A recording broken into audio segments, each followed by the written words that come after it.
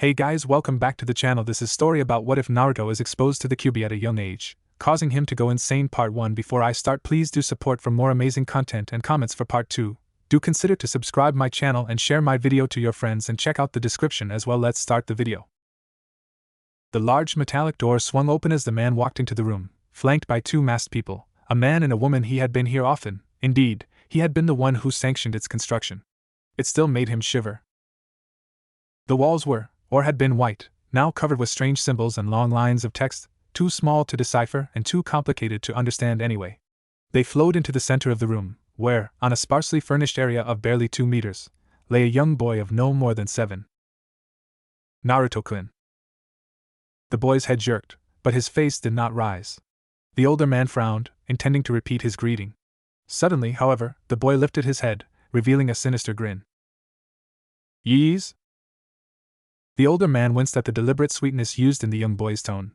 It was only after a moment that he began speaking anew. I have convinced the council to allow you entry into the Shinobi Academy. You'll be trained in the ways of... The young boy cut him off. And why should I go there? I know all there is to know about being a killer, under the all-powerful nine-tailed demon fox. I killed your foolish leader, the blondie. The young boy then began laughing. This caused the older man's entourage to bristle at the disrespect shown by this boy towards their former leader, and for that matter, to their current one. The older man frowned. He began speaking again, through the boy's unceasing laughter. You'd be able to make friends. Associate with people your own age. You'd be able to get out of this place. This stopped the boy's laughing. He stared at the older man, squinting with one eye almost popping the other out of its socket. What's what's the catch? The old man grinned at his breakthrough. He'll have to behave himself, he'll have to not kill anyone and not cause too much property damage. And... The boy's ears were perked up, though his face was unreadable. Taking this as a good sign, the older man continued. And you'll have to take your medication. There was a deadly silence in the room. The older man began to perspire, fearing that his attempt at negotiation had failed, and that the legacy left behind by one of his closest friends was doomed to rot and die in a white, sealed room. Medication? You mean the stuff that makes me all nice and quiet and docile and happy? The boy seemed to ponder his situation for a moment. That was before he began laughing again, louder this time, and with a malevolent undertone to it. All right. The older man let out a sigh. Prologue intentionally short. Please leave remarks about what couples would be appropriate for an insane Naruto. Don't know when the next chapter will be up. Soon, I think. Title is in French, means imprisonment. Yumino Iruka sighed as he entered the doorway into what he began to think was a torture chamber. Every day he was forced to contend with these kids, and with every new day came many new problems. What would it be today, he wondered. Quiet down, class? Iruka sighed, as he shambled into the center of the classroom, head beginning to ache as a result of the continuing noise. Apparently, Ino and Sakura were fighting over Sasuke again. Big surprise. He did not like to shout, as one might think, seeing as he shouted at the class every single day, but Yumino Iruka did not like shouting. He was a victim of circumstances. It wasn't his fault his students enjoyed being screamed at. That they misbehaved at every turn, attempting to outdo each other every time. Shut up, you flaming brats. That worked. Iruka cleared his throat as he began. But teachers get bored too, a fact not known to the students. Repeating your lessons to younger versions of you isn't fun. And the only kick they get out of it is the wonderful paychecks, not so wonderful paychecks that they get at month's end. And so, Iruka's thoughts wandered. He began taking note of people who, as he had observed, been causing trouble, and the ones who were not. Sakura, noisy Ino, noisy Sasuke, quiet, but cause of noise Shikamaru, eternally sleepy Tsuji, eating in class Kiba, noisy Shino, quiet Hinata, quiet Naruto. He stopped there. Uzumaki Naruto. The single quietest student in class. Where Shino would say something once, say, a week Naruto had never said a thing. Iruka, in all his 3 years teaching him, had never ever heard his voice. That was, of course, because he was never called on to answer questions. Something which made Iruka rather guilty, and yet, Naruto had always bested the written tests. He was, in a word, somewhat of a genius. Unfortunately, Naruto was horrible at hand seals and chakra control. He did have magnificent chakra reserves, though. A simple bunshin would explode, because of the excess chakra pumped into it. A bunshin. Not a kage bunshin. A simple academy-level bunshin. He also had a strange habit of popping pills at the strangest moments. At first, Iruka thought they were sweets, but noticed that Naruto just swallowed them. Then he imagined they were soldier pills, an explanation for his excessive chakra. But there was no chakra spike. Finally, however, he imagined they were narcotics, and went to question the third about them. After all, it was he who placed Naruto in the academy. He was bound to know something about the pills. The third had just smiled and told him to leave Naruto be. And so he did. He was happier not having to deal with the Kyuubi, he supposed. But still he couldn't help but feel a little sympathy for the poor boy. And so... Naruto. The blonde-haired boy's eyes widened at the sound of his name, and the attention he was garnering from the rest of the class. Iruka continued. How would you explain the concept of chakra?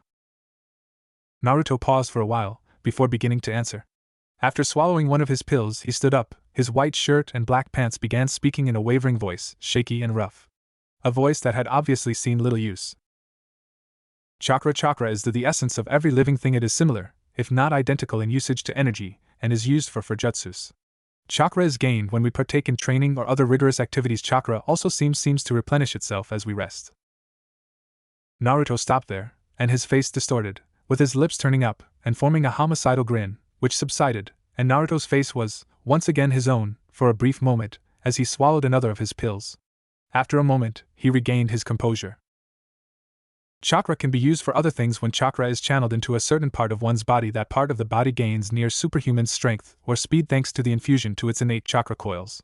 Chakra can also be used as a solid. If control is high enough, chakra can be used to heal, if infused with a good scope of the injuries. If chakra is used to infuse plants, their growth complex will be enhanced and they will grow faster. Chakra has many other uses, including... Iruka stopped him there, eyes wide at the amount of information that had been displayed.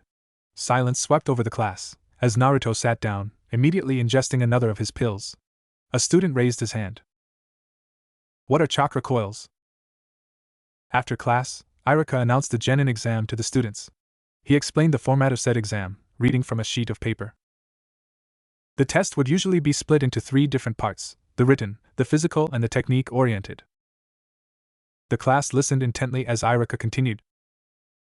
However, it has been noted that this year, the class has had extremely high written test scores, on average thanks to Naruto, he silently added. And the written exam will be screened out to save time and costs. Some students looked proud, no doubt imagining themselves intelligent, while others simply pumped their arms. Meanwhile, Naruto's face fell, and he began to frown. The physical tests will also be screened out, because of accidents that occurred last year. Some of you may have heard of it, about Hyuga Niji's usage of the Juken fighting style to gain a seemingly unfair advantage. Hinata flinched. That leaves the jutsu test. Don't worry, people, we won't be asking you to perform any high-level jutsu, just random academy-level jutsu. Replacement bunshin. As class was dismissed, many of the students had wanted to question Naruto of his knowledge, especially Sakura, the second best. Unfortunately, Naruto had just ambled out the door, too caught up in his own thoughts to answer anything, let alone complicated queries. The next day approached fast, as every student prepared for their big exam. There was an uncomfortable silence, as the students took their seats in a row, while Iruka and Mizuki sat behind tables at the front of the class. The first name was called, and the test began. It was not long after that Naruto found himself at the top of the waiting list. He fidgeted, making nervous gestures. He had terrible chakra control, and he couldn't create a decent bunshin if his life depended on it. And the third had been counting on him so much, too. Uzumaki Naruto. Naruto's head jerked, and he rose from his seat, but not before swallowing a few pills from his pocket. Iruka's eyes followed Naruto as he walked into the room and stayed on Naruto as Mizuki cleared his throat and began his explanation. Candidates, that's you, Naruto, must perform a grand total of 3 jutsu. The first must be a jutsu from their own knowledge, meaning one that we didn't teach you. The second must be a display of the henge technique, in which transformation into one of the instructors must be performed. The third and final test would be the usage of the bunshin technique. 3 perfect clones must be created and held for more than 10 seconds.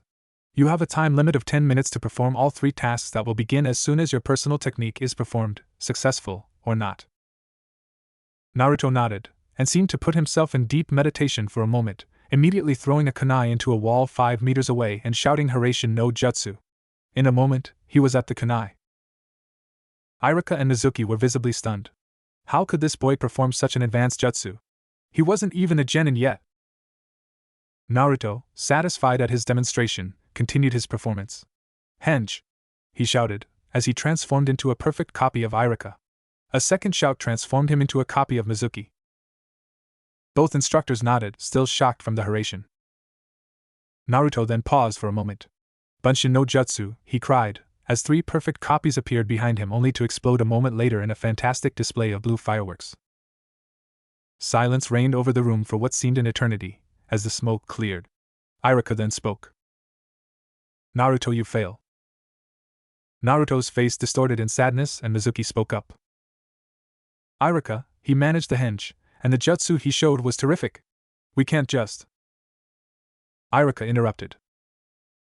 No, Mizuki. Rules are rules. I'm truly sorry, Naruto. Naruto just nodded, walking out, and swallowing a pill. Irika felt horrible. Naruto sat on his favorite swing, going back and forth, as he saw his fellow students walk out of the academy, meeting their parents. He was so absorbed in the scene that he was surprised when Mizuki walked up behind him and ruffled his hair. I'm sorry, Naruto. Nothing I can do. I tried to convince Irika, but. Naruto simply waved it off. Mizuki smiled, and continued. Hey, Naruto. There may be a way I can help you. There's an alternate promotion path, don't tell anyone, yeah? Naruto turned to face Mizuki, and Mizuki's smile grew wider. Naruto crept through the door, wondering why there had been such an abundance of wards in the Hokage Tower. He didn't think too much on it, though. His task was that of retrieving the Forbidden Scroll, and the massive amount of traps was enough to concentrate on, though he did wonder if someone had informed the Hokage of his arrival. He looked at his map, and then peered through the darkness. Straight ahead, he thought. Unbeknownst to him, however, he was being watched. The third Hokage marveled at Naruto's skill, evading most of his traps with such ease and disarming others with such skill. He had almost had a heart attack when he noticed Naruto using the Haraishin to get past some traps. He had been informed of an intruder by Irika, but he'd had no idea that it would be Naruto. He looked on, peering into his crystal ball as Naruto maneuvered his wave past many more traps and into the room of relics. Naruto wiped sweat off his brow as he stepped inside of the relic room. He had never performed so many Haraishin in his life. Thankful for his chakra reserves, he scanned the room for more traps, finding none. He then stepped into the center of the room, eyeing the Forbidden Scroll. As he picked it up, though, something else caught his eye. As Naruto neared the clearing, he noticed Mizuki already standing there, frowning. Naruto then slowed his pace, until it was a walk, and moved into the clearing. Mizuki noticed him immediately, and began smiling. What took you, Naruto? Naruto looked at him quizzically. I stopped for a while to learn a jutsu from the scroll. You did say that. Mizuki cut him off. Yes. Now give me the scroll. Since you've learned a jutsu, I have to return it. Naruto paused, then began to pass the scroll over, when. Naruto! No! Irika burst onto the scene, grabbing Naruto and moving to a side. Mizuki's face broke into a scowl, as he pulled out a kunai. Naruto shook free of Irika's grasp, rolling to one side. He then looked at Irika with a confused face. Mizuki-sensei said that I could be a genin if I learned a jutsu from this scroll. Irika frowned, then looked at Mizuki. Mizuki stealing the scroll? Mizuki then began laughing. Tricking the Kyuubi brat was so easy. He's desperate to become a shinobi for some absurd reason of not letting the third down. Ha! Mizuki stopped for a while, and pondered. Then he began his diatribe anew. By the way, Naruto, did you know why when you go out of the academy, nobody likes you? Irika's eyes widened as he hastily shouted. No, Mizuki. The third's law. Mizuki laughed all the louder, his voice reaching a very loud tone.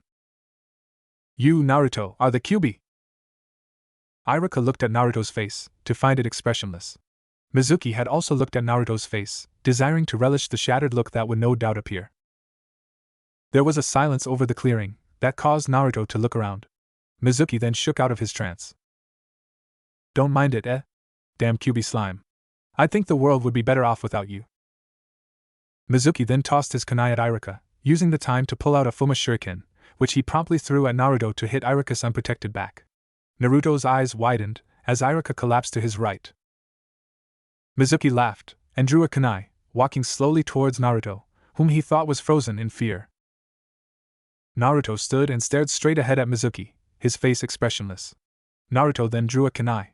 When Mizuki was not 5 feet away, Naruto began to smile. Then it extended to a chuckle, which in turn became a stream of humorless laughter. Mizuki froze, shocked at this sudden turn of events. Had the boy gone insane from the shock? Then, Naruto ceased his laughter and looked Mizuki straight in the eye. Mizuki, his confusion gone, lunged at Naruto. Die, you damn freak! Mizuki's smile became a frown, when he felt an immense impact on the side of his head. He flew into a nearby tree, splintering the trunk with a sickening crunch. He sat there motionless for a moment, more from the shock than the pain, and only raised his head when he heard Naruto's soft footsteps approaching. Naruto appeared to be conversing with himself. The conversation appeared to be quite comedic, as Naruto was notably giggling at intervals. It was only as he neared Mizuki that his words became understandable. Should I rip his lungs out? Maybe his heart would be a good place to start. Brain juice looks nice on a backdrop of tree's throat. Mizuki quivered as Naruto approached his inert body. Not because of the words, but more because of the tone they were said in. Naruto was excited. He was aching to kill.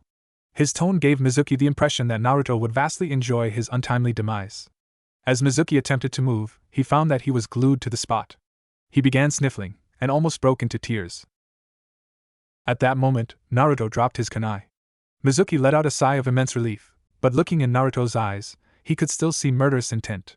Naruto began to speak again, with a frown. No.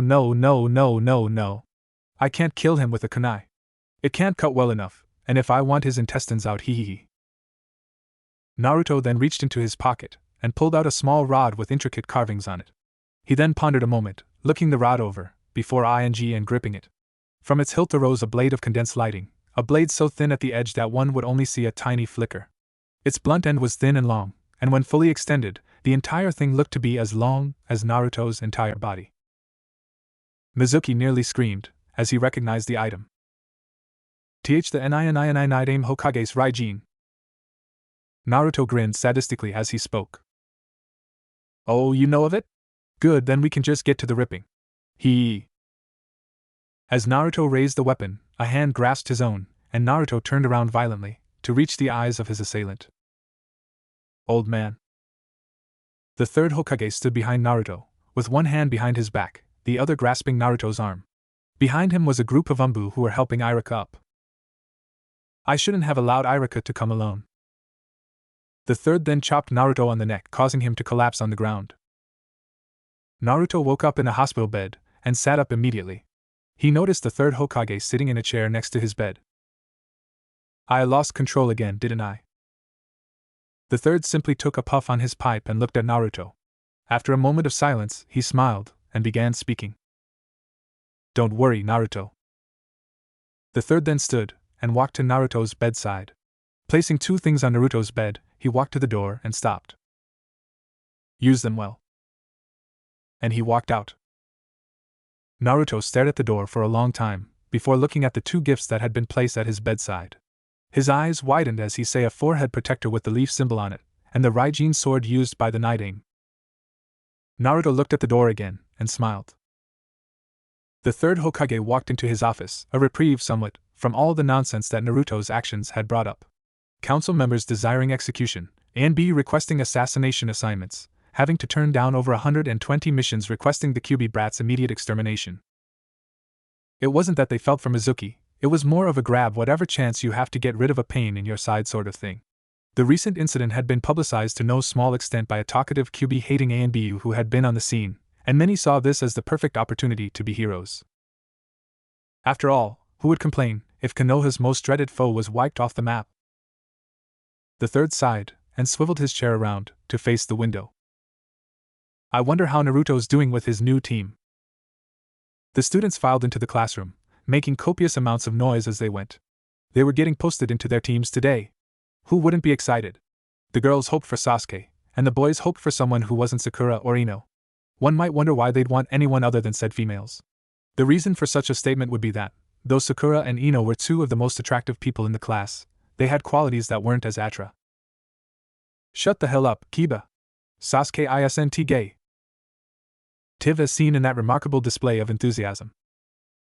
However, all the noise ceased to exist when a certain student walked into the room. All eyes were on the newcomer, and many seemed to be quite petrified at the sight of him. Apparently, the rumors of Naruto's bloodlust weren't restricted to the adults. Naruto walked up the stairs and into his usual seat, all the while under the class's scrutinizing gaze. He nervously swallowed another of his trademark pills, and continued doing so every minute or so, until most of the student body's eyes were off him. The class resumed their conversations, though some in more hushed tones, and others in whispers. Some students motioned to Naruto in the middle of their conversations, leading the hapless young man to wonder what they were talking about, and whether it concerned him. All conversation abruptly ceased once again, once Iruka entered the room. Iruka flashed Naruto a bright smile, before moving into the center of the room, where he remained, sorting out his notes and scanning through some papers on a clipboard, before setting them down and almost gasping at the perfect silence he was observing. Iruka had wished to relish it for far more than the moments he would be allowed before someone, likely Kiba or the Sasuke Club, shouted at him to begin. Sighing, Iruka picked up a small sheet of paper and, eyeing the students, began to speak. I'm sure you all know what we're here to do today. First of all, I'd like to congratulate you on your promotions to Genin. You are, as of today, legal members of Konoha's ninja community. And with that in mind, I expect you to behave as such, and not dishonor the name and reputation of our fair country. Iruka took a deep breath, and stifled a chuckle, as he noticed a few of the students holding their breaths. Now, on to the distribution of genin into their allotted teams. As you should already know, ninja teams are comprised of 3 genin or chunin under a single jounin instructor. The teams have been decided by the village council, depending on your standing in terms of skill, and on how certain ninja combinations have functioned before. Iruka eyed the room, resting on Ino, who had begun to support her head with her hands, obviously understanding the connotations of the last part of the sentence. Iruka smiled, letting the tension set in, before beginning once again. Naruto had been listening intently, and had along the way gradually pieced some teams together from his knowledge of Konoha's history and records of past distributions. He had settled on the fact that a Yamanaka, an Akimichi, and a Nara would be put together, because of the options that were viable and the successes of past similar combinations. He had pieced together a tracking team, comprised of Kiba, whose impeccable sense of smell would be ideal for such a job, Shino, whose natural symbiosis with his inconspicuous insects would grant great scouting potential, and Hinata, whose Byakugan gave her a massive line of sight. He still, however, had no idea who he was to be placed with. His thoughts were drawn again to Iruka, when he heard his name being called. Uzumaki Naruto will be placed with Uchiha Sasuke and Harino Sakura. Your team will be classified under the denomination 7, and therefore, you are henceforth Team 7. Sakura had cheered loudly at this point, and stuck her tongue out to Ino and a few other girls, before slowly turning to Naruto, who was in the process of swallowing another of his pills. Unbeknownst to Sakura, Naruto had noticed her staring, and looking at her eyes, understood the fear present therein. How could he not? After all, he saw that look every day, walking down the street, from people far more important and infinitely more imposing than Sakura. How could he not, when it was the only look he had gotten from anyone other than the Hokage and Iruka, and how could he not, when that look had been etched into his mind, along with the word monster? Naruto scowled for a moment, before hastily reaching for a pill and swallowing it. He then noticed that Iruka had stopped talking.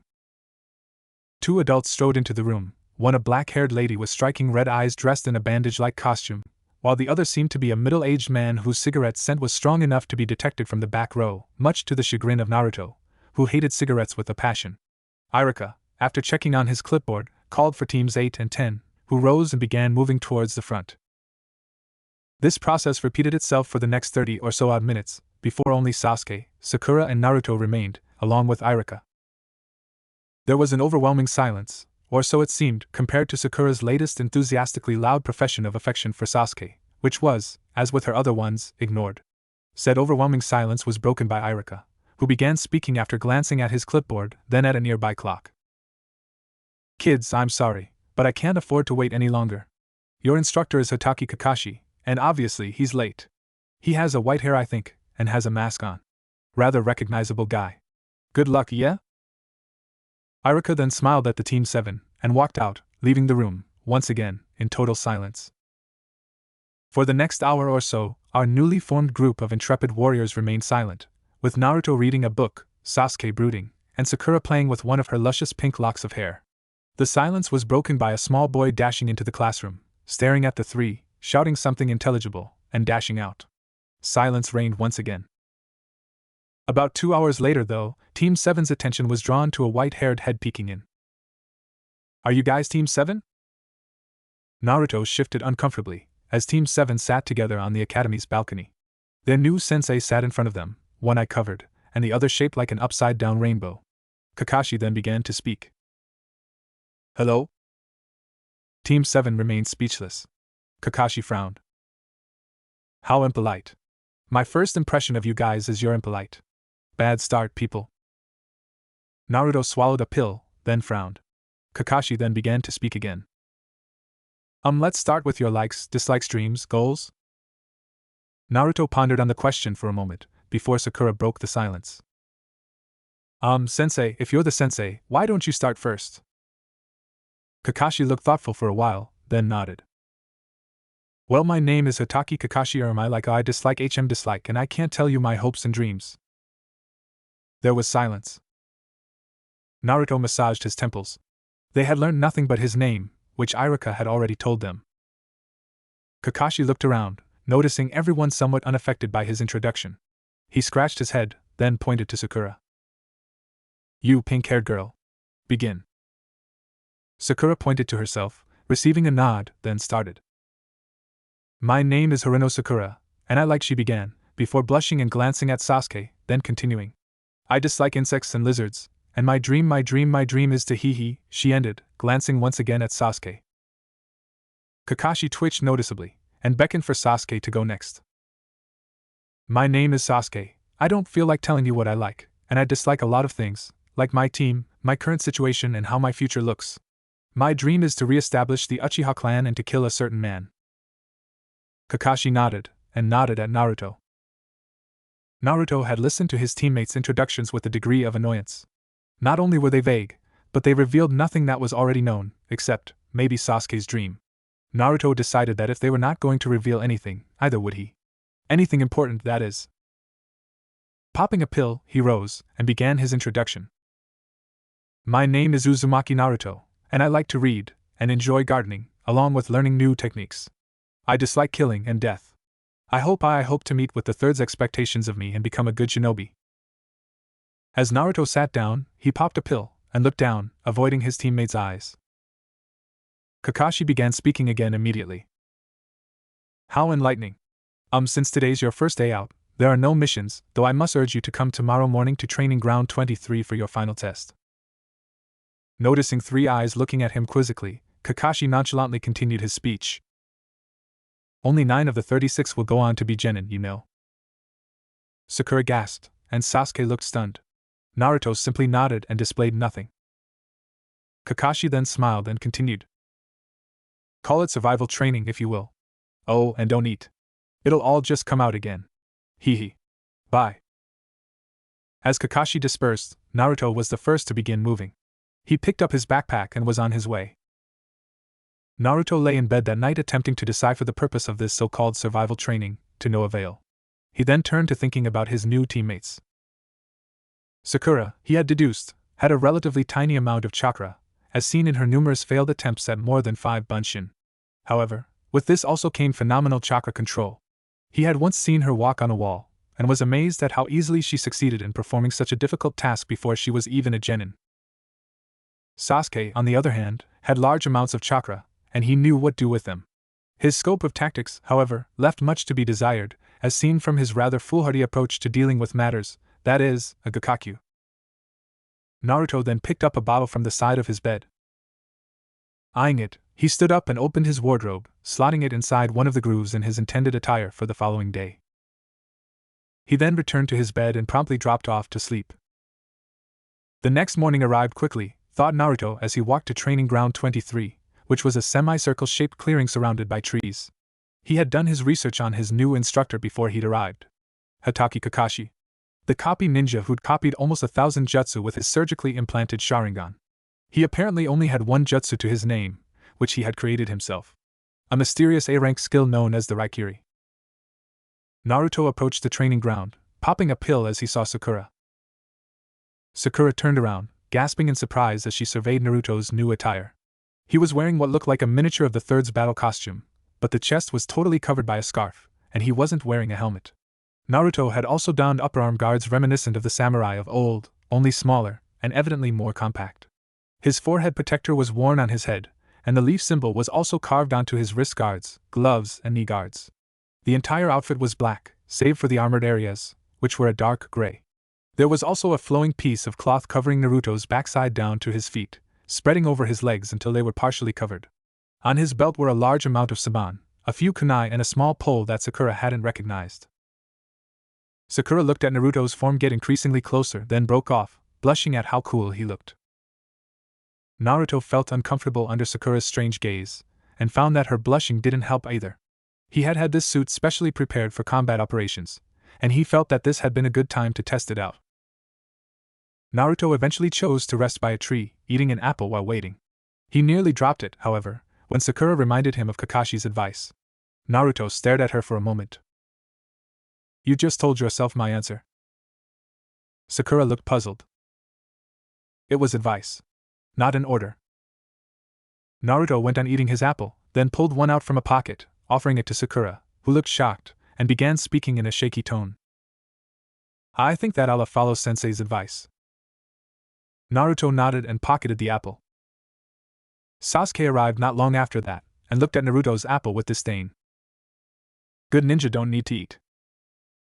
Naruto looked at him as if he had a third eye, popped a pill, then popped another one. "Ninja who don't eat are dead ninja." Sasuke frowned, then walked off. It was only when the sun shone brightly in the sky that Kakashi appeared.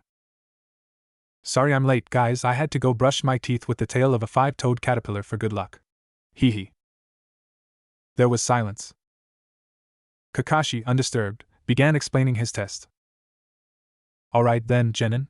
This is my test for you. You're to retrieve these 2 bells from my belt." Kakashi dangled 2 bells. "Before the time runs out." Sakura then spoke up. "Why are there only 2 bells?" Kakashi smiled, and responded. "Only 2 will pass."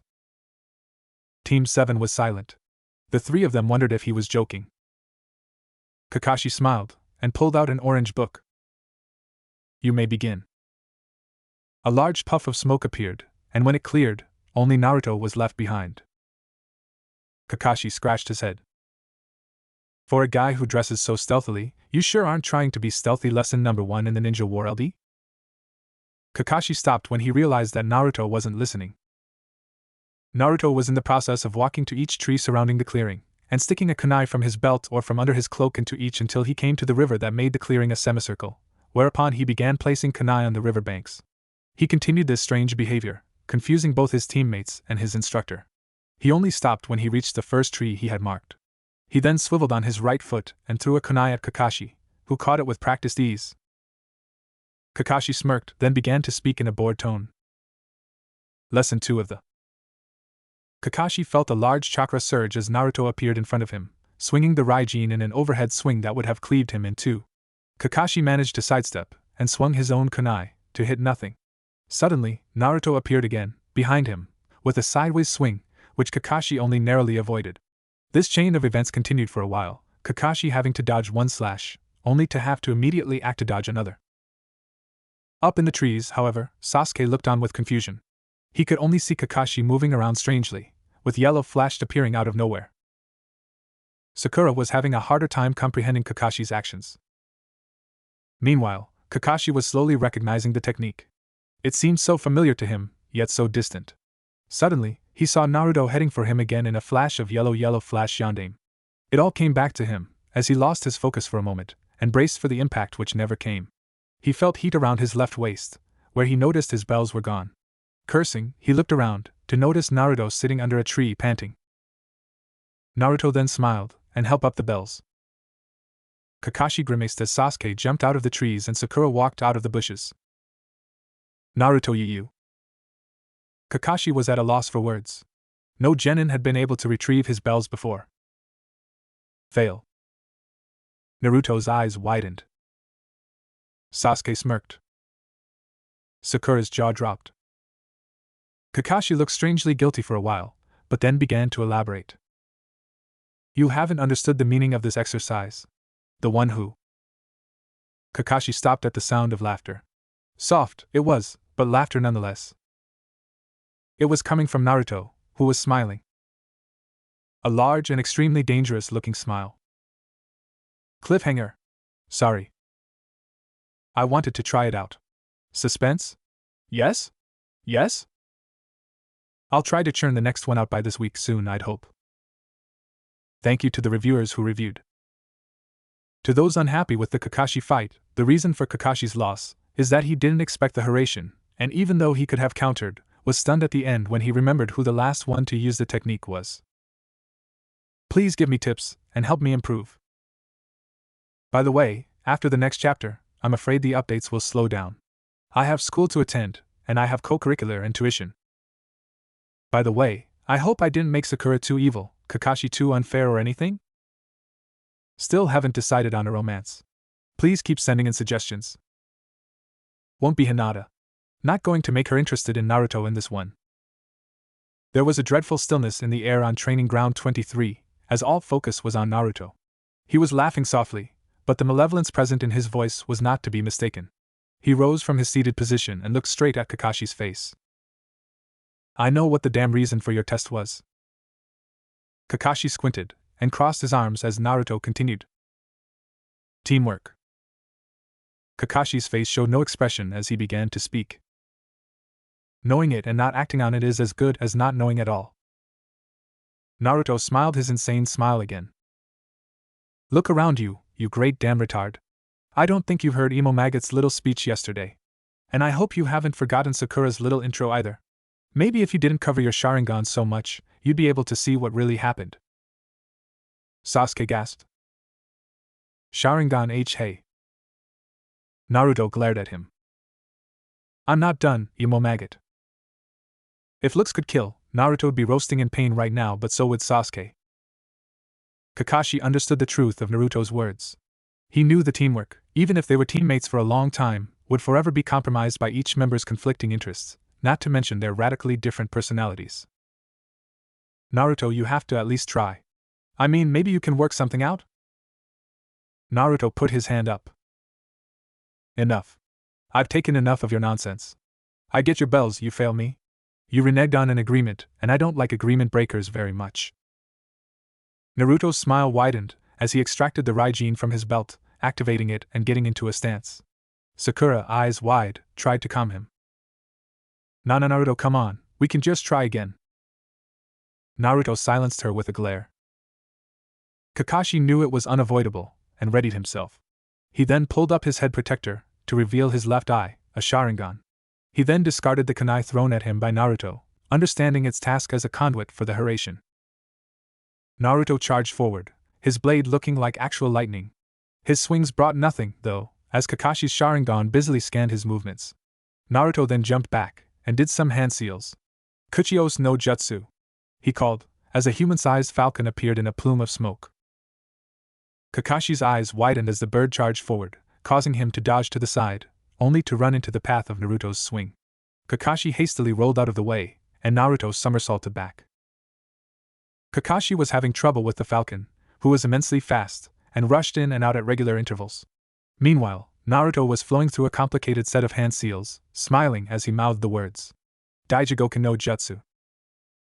Kakashi felt the ground shake, and immediately jumped to avoid the effects of the quicksand which threatened to swallow him up. As he bounded away, he noticed more pools of quicksand appearing where he stepped. Kakashi kept his evading up, and managed to get onto a tree, where the falcon was waiting. Naruto watched as Kakashi fought off his falcon, and looked to the side, where his teammates stood. He walked over to them. Hello, nurse, he said, looking Sakura over. What's a sweet thing like you doing all the way over here? Naruto then smiled insanely at Sakura, while she cringed and took a few steps back. Sasuke wisely kept his distance. Raikiri. Naruto was still smiling as Kakashi's arm entered his chest through his back. Aokis. Naruto muttered through a gurn. Kakashi withdrew his arm, frowning at Naruto.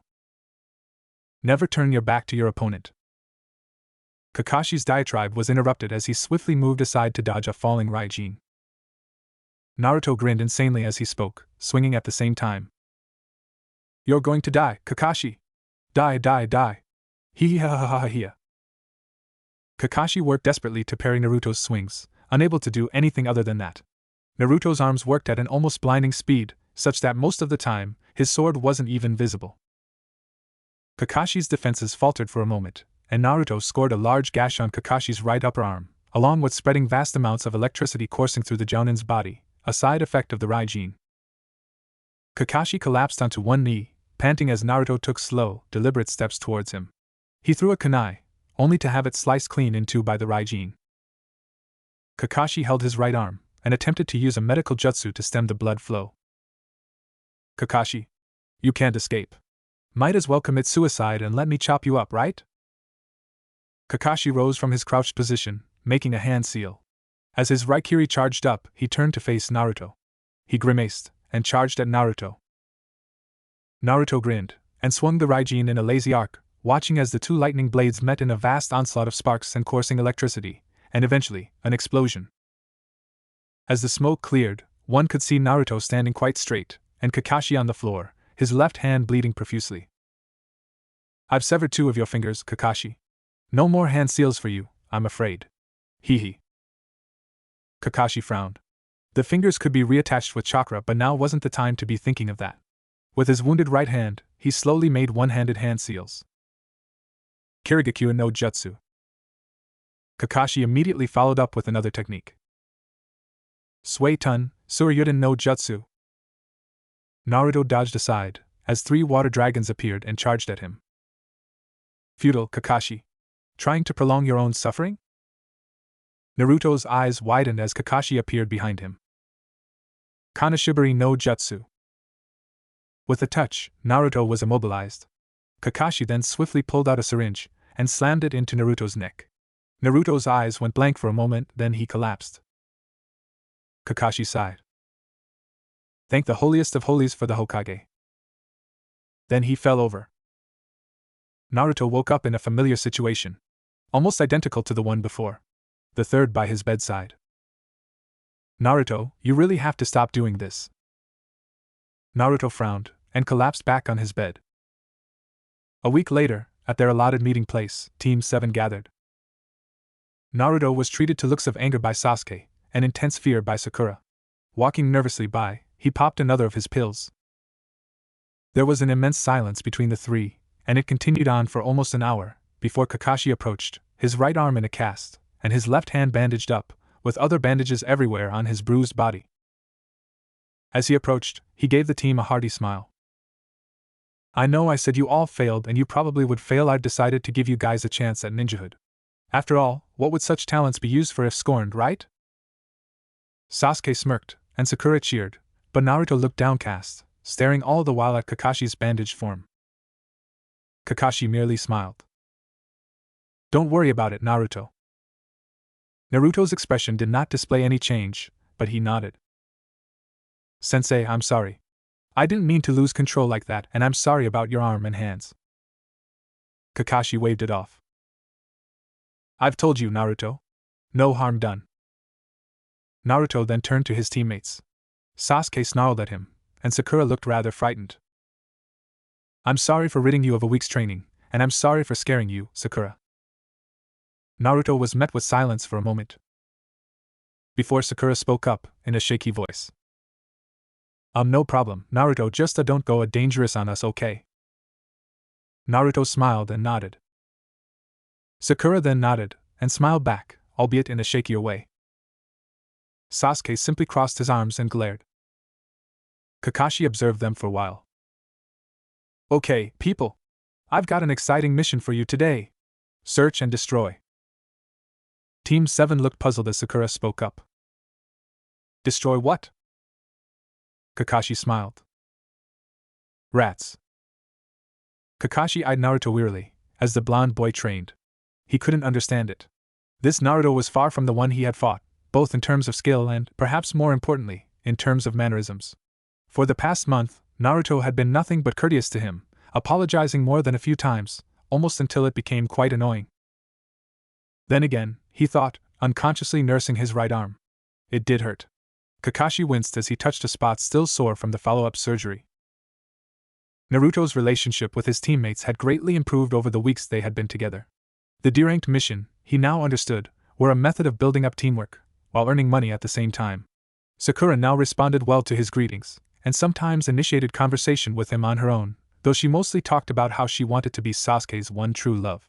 Naruto didn't mind, though. It was good having someone to talk to. That frightened look that occasionally flashed in her eyes would never be remedied, though, but Naruto understood. After all, he hadn't made quite the first impression he had been hoping for. However, his attempts to befriend Sasuke had not been met with much enthusiasm. Sasuke had, however, begun to stare at Naruto in a rather unsettling fashion after his display against Kakashi. The stares would often stay for almost a minute before Naruto felt them no more. He had begun to question whether the comments he had made while in his crazed state had hurt Sasuke's feelings. Naruto had also begun to question Sasuke's sexuality, to explain the strange staring, but dismissed those thoughts, though they lingered in the back of his head sometimes.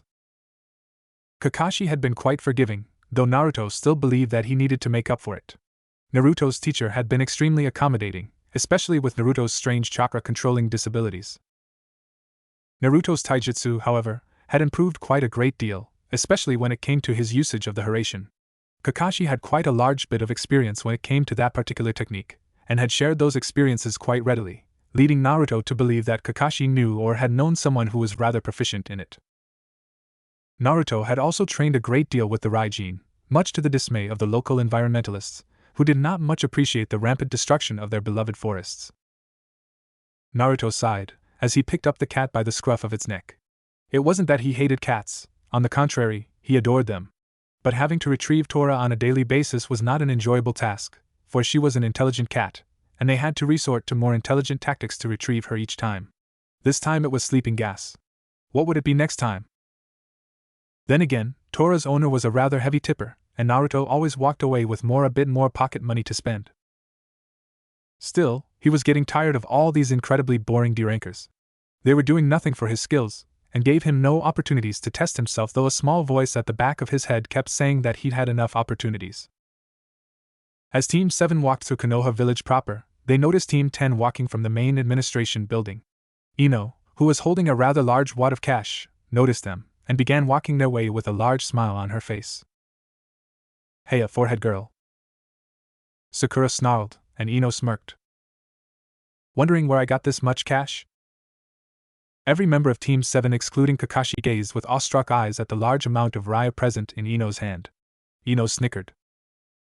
"Asuma-sensei got us an easy C ranker, and let me tell you this, it netted us one heck of a lot of dough."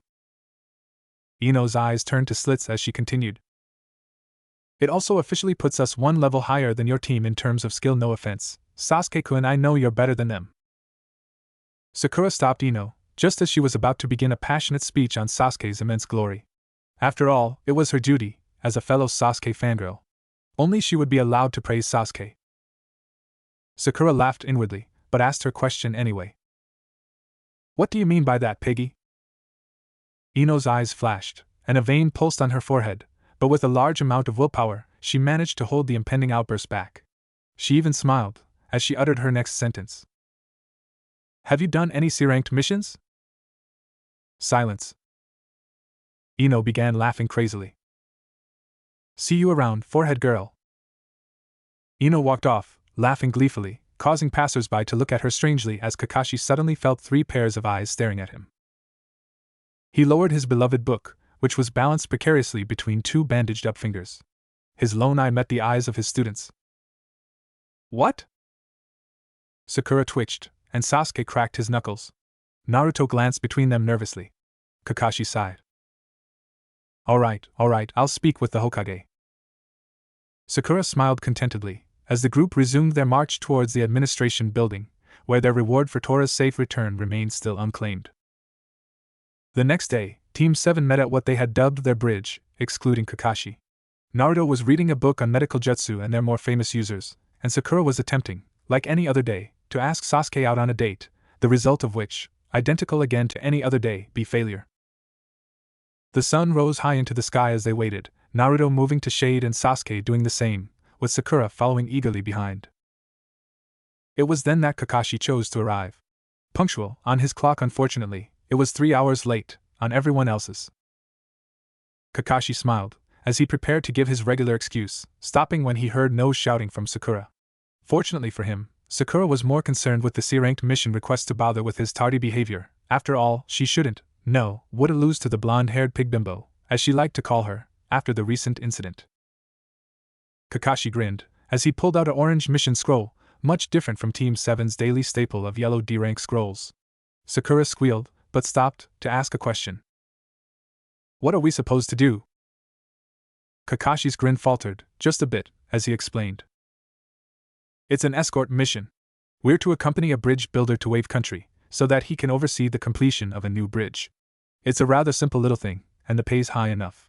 The guy's name is... Kakashi was interrupted as a portly, grizzled-looking man holding a sake bottle walked slowly and shakily onto the scene. Tazuna, brats, and you do well to remember it. Tazuna eyed Team 7's members, stopping briefly at Naruto, to watch him pop a pill. He then turned to Kakashi. Are you sure these twits can guard me? They look weak and stupid. And the blonde kid takes medication.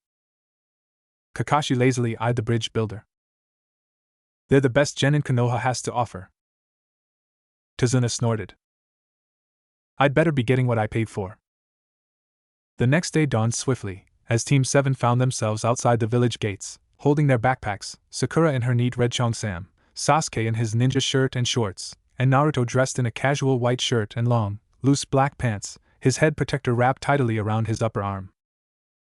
Tazuna approached not long after they had assembled, and Kakashi slightly after. They set out from there, with Kakashi and Naruto both taking the lead, both reading books, though the content of which vastly differed. Sakura was taking a break from his pursuit of Sasuke's affection, and was instead reading a scroll from his bag. Sasuke was behind everyone, seemingly admiring the scenery. Their progress was low, but it was to be expected, from a group escorting a man not trained in the speed-traveling techniques available to most ninja. As they walked, Naruto's eyes were drawn to a rather large puddle at the side of the road. He almost spoke, but stopped, as he felt Kakashi's hand on his shoulder. The group passed said puddle, and continued walking from it, with Kakashi falling strangely behind, to continue walking behind Sasuke. Suddenly, an explosive detonated, and 2 figures burst out of the smoke. In between them was a thin chain, which was promptly wrapped around Kakashi.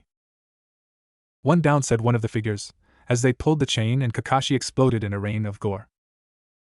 The 2 people began to move towards Sasuke, so intent on their goal that they did not notice a kunai landing with a thunk between them. 2 down was heard, as the 2 figures pulled on their chain to lose balance and stumble. Both of Team 7's mysterious assailants looked at each other, before settling their eyes on the severed bits of chain on the floor in front of Sasuke, then moving towards a figure holding a thin, glowing sword. No members of either group moved for a second, before one of the assailants pulled out a multitude of shuriken and threw them at Naruto. Naruto jumped swiftly out of the way, as Sasuke snapped out of his daze, and headed for the other assailant. Sakura retrieved a kunai from her pouch and stood in front of Tazuna. No one makes a fool of the demon brothers.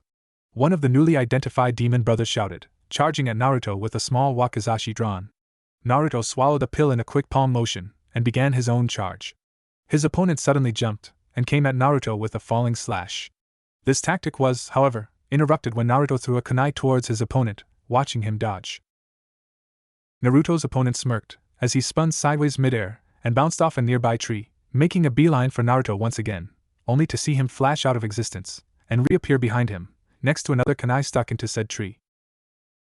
The first demon brother was falling before he knew it, with 2 rather deep cuts on his back, and large amounts of electricity frying him inside out. Naruto turned, to see Sasuke still in combat with the other brother. Sasuke ran towards the second brother, his kunai drawn, one in each hand. He swung rapidly, having each swing parried, until he managed to find an opening, and performed a roundhouse kick.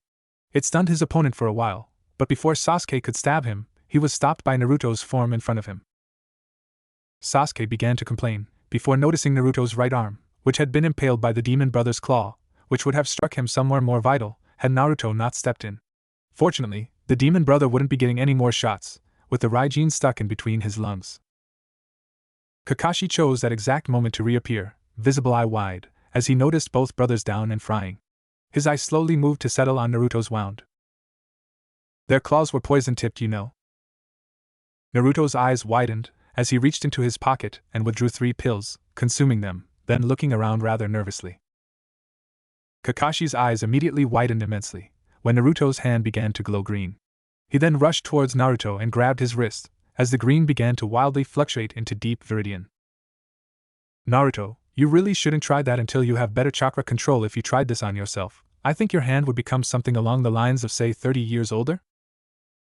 Naruto's eyes widened, and he quickly released his chakra, reaching for a kunai and stabbing himself in the wrist, bleeding his arteries out. Sakura flinched, and Sasuke twitched at the sheer amount of blood leaking out. Suddenly, though, Naruto pulled out a roll of bandages and, with his teeth and his unhurt left arm, he successfully managed to stem the blood flow, though the bandage was slightly reddish in color.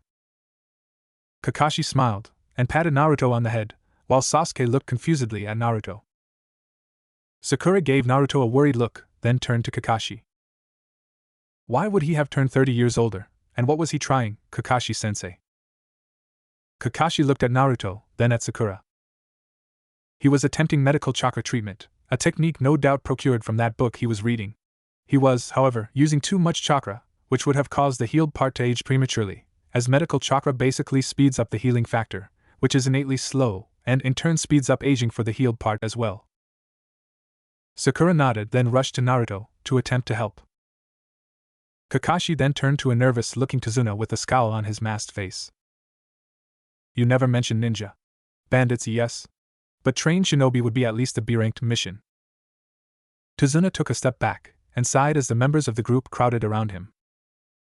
Wave can't afford the cost of a B-ranked mission. That's the reason we're building a bridge, to get income, and… Kakashi cut him off. That doesn't explain why there are ninja after you. Tazuna looked frightened for a moment, then continued. Arigato. Sakura frowned for a moment. As in the rich shipping magnate Gato? Tazuna nodded. The bridge we're building would ruin the shipping industry in that area, and he doesn't want that happening. He hired ninja to kill me before I could go and deliver the final plans. Kakashi nodded, and there was silence for a while, before he turned to his team. This is officially a B-ranked mission, far beyond the capabilities of a genin. Do you guys still want to continue? There was no movement for a while. Suddenly, Naruto nodded, and Sakura, looking at him, then at Sasuke, spoke up. I think we're good enough for a B-ranker, and besides, we're so far out already. We should go on. Kakashi's face was expressionless for a second, then transformed into a smile. Bravery is a good quality, people. Tazuna sighed in relief, as Kakashi and Naruto once again took the lead, and the group began their journey anew.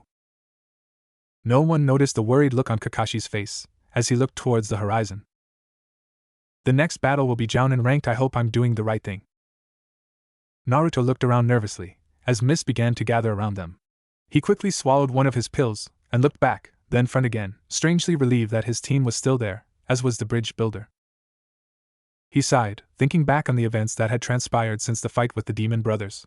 Sakura seemed to be strangely reverent around him now, and kept fussing over his wound. Naruto didn't know what had come over her. Sasuke had been staring at him for extended periods of time, either at his bandaged hand, or at him, in general. Naruto found it creepy, to be frank. Kakashi had been acting normal, but Naruto had noticed him tense up at the slightest sound, no doubt worry, after the previous attack. Suddenly, Sakura threw a kunai at a nearby tree, startling Naruto and making Kakashi twitch. She then walked towards the tree where her kunai had struck, and let out a squeak. Team 7 gathered around her, to see a snow-white rabbit, cowering under the kunai. As Sakura apologized profusely, Tazuna laughed, and Sasuke sighed. Both Naruto and Kakashi were thinking the same thing. How could a rabbit with a winter coat be living around here? Not far down the road after that, a boat came into view. Tazuna smiled, and urged the group forward. On the boat stood a middle-aged man, whose mouth curled up into a smile as Tazuna approached. When all 5 passengers were aboard, they set out, the man using an oar to push the boat out into a wide expanse of river. Kakashi's expression was grim, as he began speaking softly. Our next battle will not be at Chunin level, he said, face expressionless as Sakura began smiling, and Naruto sighed in relief. It'll be Jounin level. All smiles disappeared, and Naruto swallowed another of his pills. As the boat slowed to a stop by a small wooden pier, Tazuna spoke with the owner of the boat for a while, before the group began their journey again. We're heading for my daughter's house now.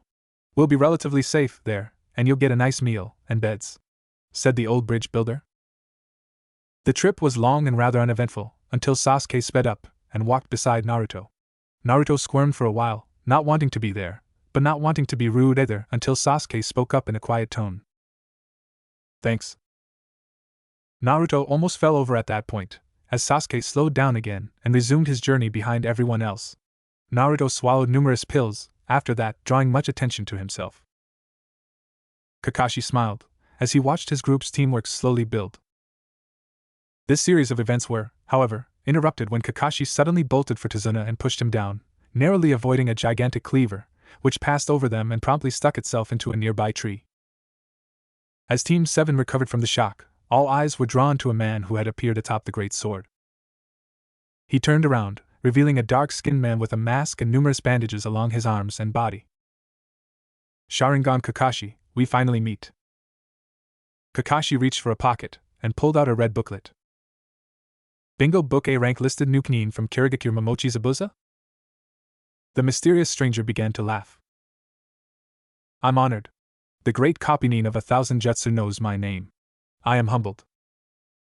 Naruto swallowed a few pills and withdrew his Raijin from a pocket, but did not activate it. Sakura pulled out a few shuriken and readied herself.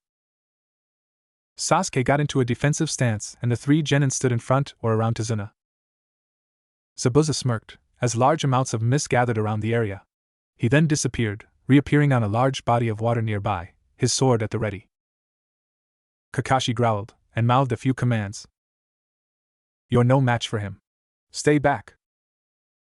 In the back of his mind, however, he wondered about Naruto, as he charged towards Zabuza, a kunai drawn.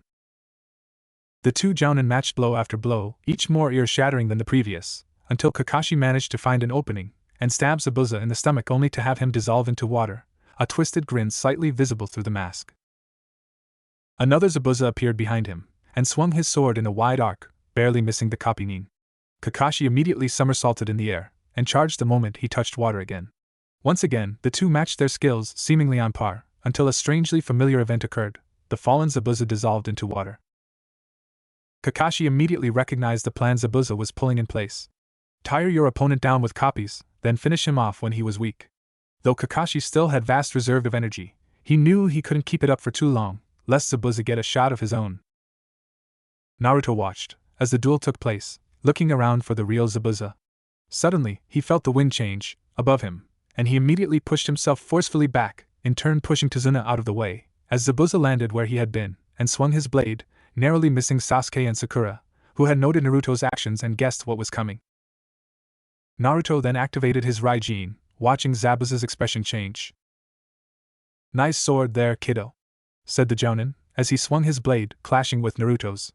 Naruto gritted his teeth, as his sword became a blur, deflecting and attempting strikes, as Zabuza did the same. Suddenly, a cry of Katon, Gakaki was heard, as a large ball of flame barreled their way. Naruto smirked, as he barrel rolled out of the way, watching as the Zabuza clone evaporated in Sasuke's attack. He flashed a thumbs up at Sasuke, who simply smirked and nodded. Naruto then threw a bunch of kunai to Sakura, and winked at her. She looked at them for a moment, then nodded. Suddenly, 3 Zabuza lookalikes landed in front of Kakashi and Zabuza's fight, as if to hold the Konoha genin off. Sakura, anticipating this, threw 3 of Naruto's kunai at the clones, watching as they merely dodged aside, and the kunai landed harmlessly at their feet. Meanwhile, Kakashi was having trouble of his own, as whenever he managed to destroy one of Zabuza's clones, a new one would appear and begin fighting again. Suddenly, the Zabuza he was fighting smirked, and Kakashi's eye opened in realization as he felt water surround and trap him into a bubble. Naruto's eyes widened, as Kakashi was imprisoned in the strange water bubble, and all of the Zabuzas began to laugh. Kakashi spoke in a muffled tone, as water entered his mouth. "Run, you can't beat him." Naruto frowned, as he suddenly disappeared, appearing again momentarily behind one of the Zabuza clone guards, then behind another, then finally behind the middle one. Suddenly, all 3 dissipated into water, and Naruto swiftly turned around and threw something that looked like a small wooden plank onto the water near Zabuza. Zabuza looked surprised, and began laughing again. "You're damn fast, kid, I'll give you that. You may even be. He was interrupted as Naruto appeared in front of him, where the small plank was. The Raijin headed towards Zabuza as he hastily dodged back, watching spitefully as his water prison was released, and Kakashi escaped. Naruto immediately sunk into the water, and Kakashi kneeled down and patted him on the head. I'll handle the rest. Tell Sakura and Sasuke they did a good job. Naruto nodded, and began to swim back to shore. Zabuza cursed, as he placed his sword on his back, and began to flow through a large amount of hand seals. Kakashi shifted his head protector up, revealing his Sharingan. He then proceeded to emulate Zabuza's seals. They continued for a moment, before both Jounin called out. Suetun, Suryuden no Jutsu. Naruto's eyes widened, as Sakura whispered to Sasuke. Doesn't Kakashi-sensei already know that move? Why does he need to use his eye? Sasuke shook his head, no longer amazed at the Sharingan's capabilities, since Kakashi had shown it to him during a training session. Two enormous water dragons emerged from the water, and a struggle ensued, as both managed to injure each other, and both dissolved into a large amount of water, causing it to rain. Kakashi waited for the rain to clear, then noticed Zabuza doing more hand seals. His eyes widened, as he shouted for his team to get down. A huge explosion occurred, and vast amounts of water were conjured up, as the surrounding area was flooded. As soon as the explosion stopped, Naruto looked up, to see Kakashi and Zabuza resuming their fight once again. Suddenly, however, 3 needles hit Zabuza's neck. He went down, eyes wide as his sword fell from his hand. A mysterious masked youth appeared in the clearing, grabbing Zabuza's arm and hoisting him onto his shoulder with surprising ease. He then picked up Zabuza's greatsword and looked at Team 7. I thank you for your assistance in the Zabuza's retrieval. I will now be disposing of his body. Kakashi staggered back, falling to the ground. Naruto looked at the youth quizzically. Shouldn't Hunter Nin dispose of the body right there and then? The hunter looked startled, and took a hasty step back, then disappeared in a plume of smoke. Kakashi sighed, as he got up. We'll be seeing those two again. He winced, as he noted a few reopened cuts. As they approached Tazuna's house, there was silence, as Kakashi staggered through the door, to be greeted by a kindly-looking woman. Oh my! We must get you to a bed, she said, hurrying him towards a nearby bedroom. Naruto walked into the house, looking at the rather bleak furnishings. Sasuke walked in soon after, and promptly sat on a ragged-looking chair. Sakura sat down next to him, and eyed him dreamily. Naruto sat down on a badly maintained sofa, and flinched as his arm began to ache. Tazuna walked in promptly after, and smiled. Would you guys like anything to drink? Sasuke shook his head, as did Naruto. Sakura stood and asked if he had green tea. Later, as they were shown to their rooms, a young boy stepped out of a room. Noticing the genin, he scowled, and began to speak in a low tone. Nobody can beat Gato. You're wasting your time, your energy and your lives. Naruto ignored him, as they headed into a medium-sized room with 3 tatami mats laid out. Tsunami sighed, as the young boy glared at the 3 genin from the door. Forgive Inari. He hasn't been the same since Gato killed his father. She'd mentioned the last part with much difficulty, holding back some tears as she sped out of the room, pushing Inari along with her. There was silence, as each genin sat on his or her allocated tatami mat, and proceeded to engage in their own activities. It was a few hours later that Tsunami called them in for dinner. Naruto had been reading yet another book, while Sakura was filing her nails, and Sasuke had been sharpening his kunai. They walked out quietly, and placed themselves down at a small table in a dimly lit room. Tazuna was there, and a bandaged-up Kakashi sat facing their side of the table. He smiled as they entered. Good job out there, guys. That was a nice bit of planning. Team 7 smiled sheepishly as Tsunami arrived with their food. Naruto chewed his food thoroughly, enjoying it as the flavor of the well-cooked eel rolled over his tongue. The menu had been sparse, but Tsunami really knew how to stretch the dollar, from the looks of it. The food was delicious. Sakura began chatting with Tsunami on the cooking method, and Naruto listened intently. After all, he had to cook for himself, back in Konoha. Sasuke had reached for extras, and Kakashi was talking to Tazuna about Wave Country's situation. Suddenly, Inari walked into the room. How can you people be so cheerful? You're all going to die horrible deaths. You're all freaking retarded. All eyes were on him, as silence overwhelmed the room. Only Naruto continued eating. Inari glared at him. What the hell is wrong with you?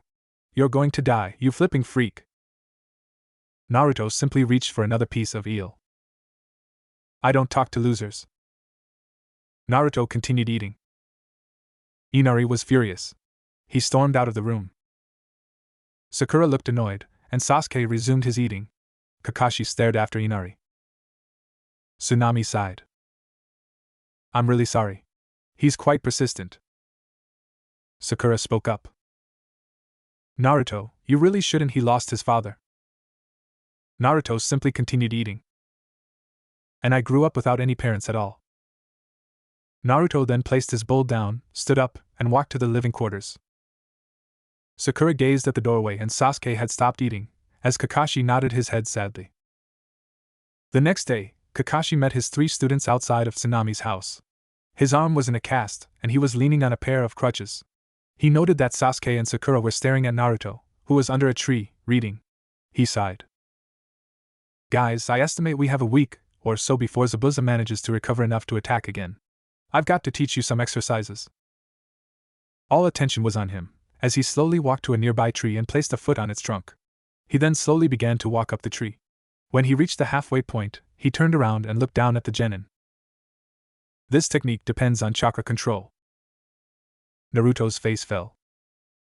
And I know you aren't very good at that, Naruto, so I've devised something for you, similar to this exercise. Naruto smiled as Kakashi continued. Anyway, the 2 of you should start on this. The faster you can do this, the faster I can teach you something like what I'll be teaching Naruto. Sasuke and Sakura nodded, and went to work. Naruto, curious at what would happen if he attempted the exercise, went up to a tree and placed a foot on its trunk. He attempted to channel chakra to his foot. Suddenly, a massive surge disrupted the flow, and the part of the tree his leg was on was reduced to splinters. Sasuke and Sakura stared on, wide-eyed as the tree collapsed. Kakashi shook his head, and beckoned for Naruto to follow him. Soon, they reached a clearing with a small lake. It was rather pristine, with flowers growing in thick clumps around the lake, and sunlight streaming in through the gaps in the thick canopy leaves. Kakashi walked towards the lake, and stepped on its surface, continuing until he was standing at its center. No doubt you recognize this technique. After all, you just saw it in action not 2 days ago. Naruto nodded cautiously. I know what you're thinking. Water walking requires oodles more chakra control than tree walking. This is why I've taken the liberty of making something for you. A buffer, if you will. It takes advantage of the fact that you can perform the Haraishin.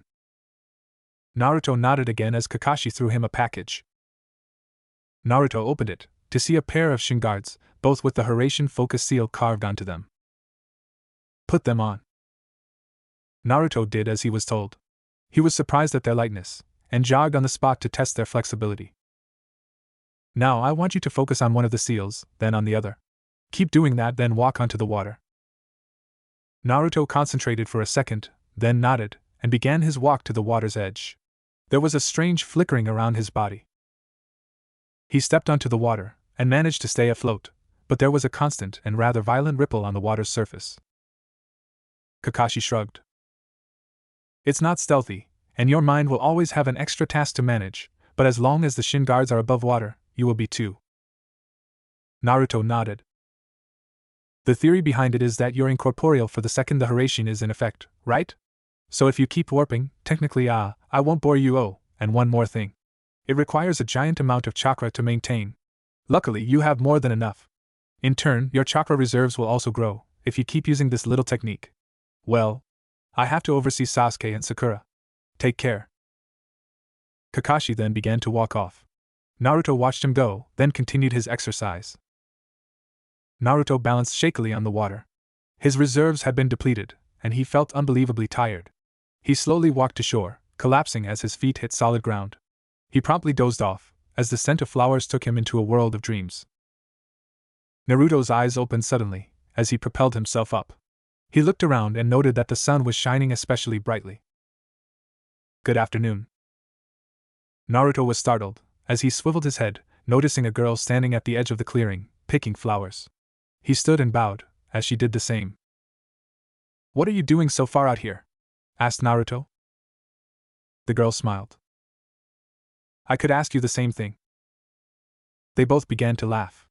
Naruto then stopped. I'm a training miss? The girl grinned politely. How interesting. I'm picking flowers and herbs for a friend of mine. Naruto owed, and watched her silently, as she carried on picking flowers and herbs. Suddenly, she spoke. Do you have a precious person? Naruto looked at her quizzically. Do you have a person you'd give your life for in an instant? Naruto stared at her as she stood up. Until you do. She turned around.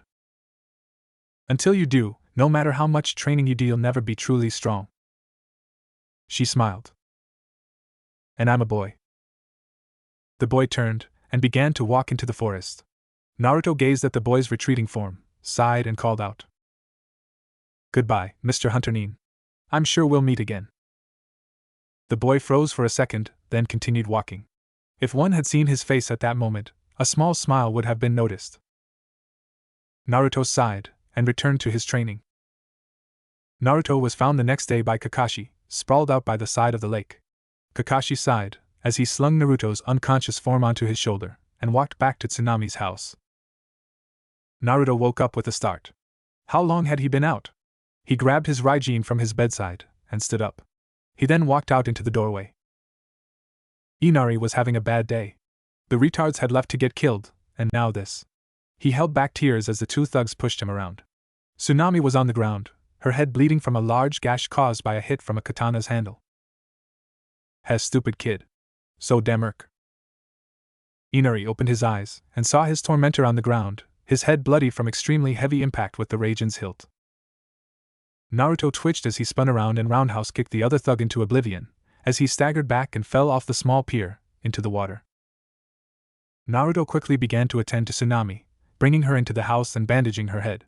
Inari could only stand by, as Naruto continued to attend to her bruises.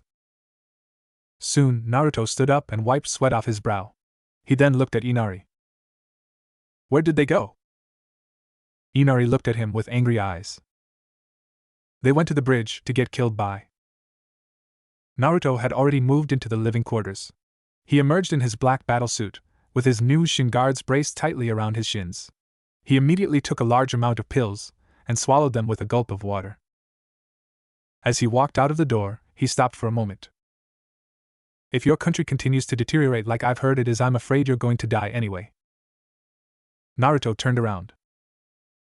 At least if I die, I'll die trying to protect something, even if it's your country. He turned and walked out of the door. Inari stood at his place, then took out a torn picture of a burly-looking man. He then sat on a nearby chair. Meanwhile, at the bridge, Kakashi was busy fending off Zabuza's strikes, pushing them away, and dodging where he could. The thick summoned mist hid Zabuza's surprises, and Kakashi couldn't see very well.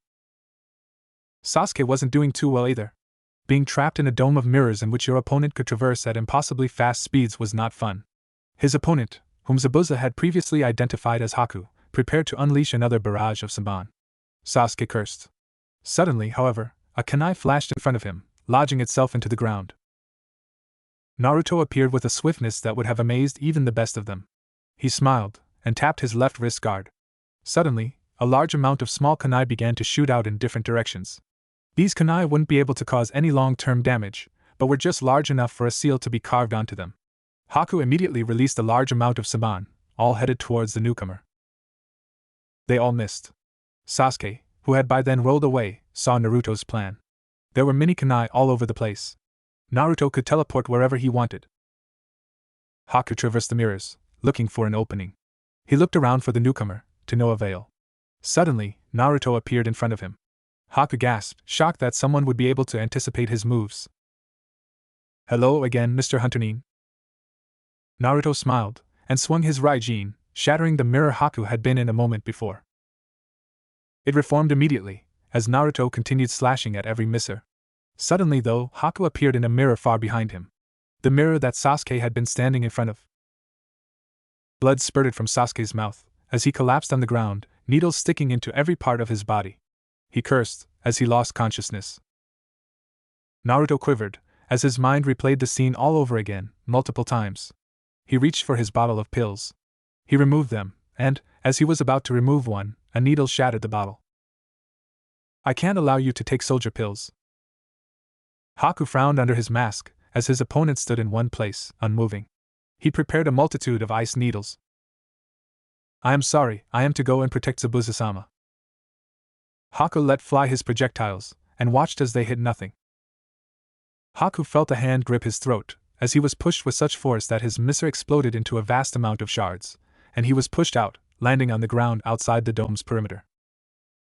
Naruto's face showed nothing but absolute bliss as he grabbed Haku and threw him into one of his mirrors, rushing after him immediately after, Raijin activated. Haku slammed hard into the ice structure, sliding down to the ground. Suddenly, he felt a wrenching pain, as electricity coursed through his body, flowing from a stab wound in his lower abdomen. Naruto smiled, showing his teeth. Where's your true power now, girly man? Haku gasped, as the Raijin was withdrawn, then reinserted, into his left shoulder. Come on! Haku looked up weakly, to receive a harsh kick to the face. Suddenly, a great chakra spike was felt from Kakashi's direction. Haku's eyes widened, as he staggered to his feet and attempted to charge at Kakashi's direction. Oh no you don't! Naruto grinned as he grabbed Haku's head, slamming it into the ground so hard that the concrete shattered. Haku cried out as he felt his jaw shatter like fine china under Naruto's harsh treatment. Naruto picked Haku up, grabbing his leg, and slamming him into the ground, again and again. Suddenly, however, a figure emerged from Kakashi's direction. Zabuza let loose a great cry, as he charged at Naruto, a gaping hole present in his stomach. Naruto smirked, as he used Haku's battered form to smack Zabuza. Zabuza growled, dropping his great sword and rushing at Naruto. Naruto grinned, and tossed Haku aside, keeping his Raijin. Fist fight! We! Cried Naruto, in an excited tone. Naruto charged at Zabuza, unleashing a great volley of jabs, and ending off with a vicious kick to Zabuza's wound. Zabuza, however, seemingly didn't feel it, punching a grinning Naruto's face, and sending him flying. Naruto recovered in midair, and bounced off the floor, somersaulting backwards as Zabuza continued his vicious assault. Naruto lay on his back after a few somersaults, kicking Zabuza's chin upwards, as he approached.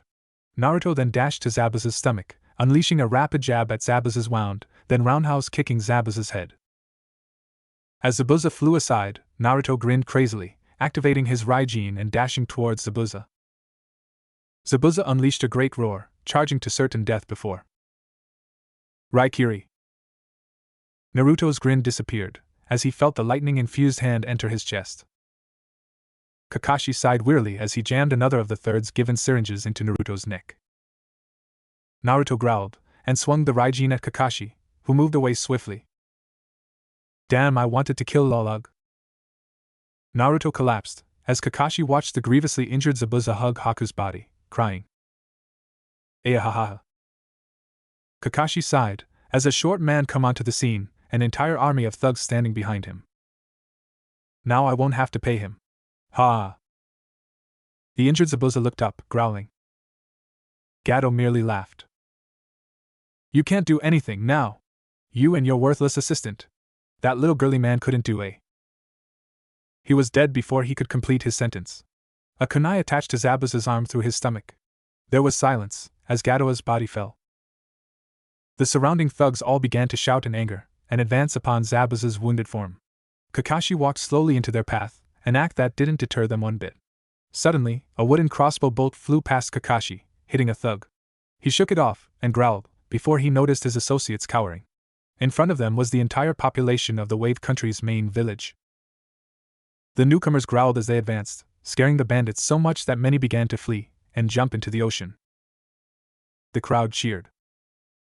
Kakashi sighed, as he noticed Zabuza's broken form crawl towards Haku. Zabuza laid himself down next to Haku as Kakashi approached. Hey, Kakashi, you know I don't blame the blonde kid. I guess I'm actually thankful to him, huh? I guess it really did take his death to open my eyes. I wanted to tell him to call Haku my son. With that, Zabuza breathed his last, a tear flowing down his cheek, and a smile on his face, his hand on Haku's. Kakashi bent down and sighed. He then walked over to Naruto and picked him up. He headed towards the sound of the villagers cheering. Tazuna smiled, as Kakashi came into view. Inari tells me that Naruto was the one who convinced him to get all of us down here. People! 3 cheers for Naruto. The crowd cheered, and one man led the group as they began a new one. The Great Naruto Bridge. Kakashi was silent as he laid Naruto down.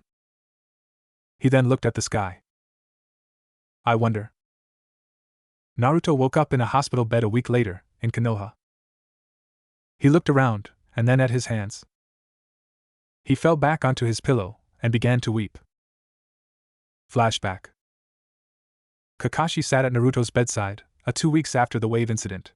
Sakura had visited quite a few times, and Sasuke, who was still limping, with her. Naruto had been quiet the whole time, not even reading any of his books, just staring blankly out the window. Kakashi was worried. Naruto, do you need anything? No response. Well, I have a surprise for you. Naruto didn't even turn to look. I've requested for an entry pass for you and your team into the Chunin exams. I think your performance in the current mission proves that you can at least try to. Naruto had by then turned to face him, with fearful eyes. And no. I can't, it'll happen again, I won't kill. Kakashi looked at Naruto sadly. You won't, I believe in you. Naruto shook his head vigorously. No, no, no, and no. You don't understand. I enjoyed killing that boy. I enjoyed killing the assassins. I'll kill again. I can't control it. Tears began to roll down Naruto's cheeks. Kakashi patted his back. I understand, I'll leave the recommendation here if you change your mind. Naruto wiped the tears away, and fell back onto his bed, looking once again out his window as Kakashi walked slowly out the door. Sakura frowned. Chunin exams? She couldn't even do a thing to help Naruto, and Sasuke and Kakashi wanted her to enter an exam reserved for the most elite of genin? Sakura sighed and looked across the bridge, where Sasuke was sitting. She mulled over the thought of trying for a date again, but dismissed it, knowing what the response would be. Naruto was so much easier to talk to. Naruto. He hadn't been alright since the big wave fight.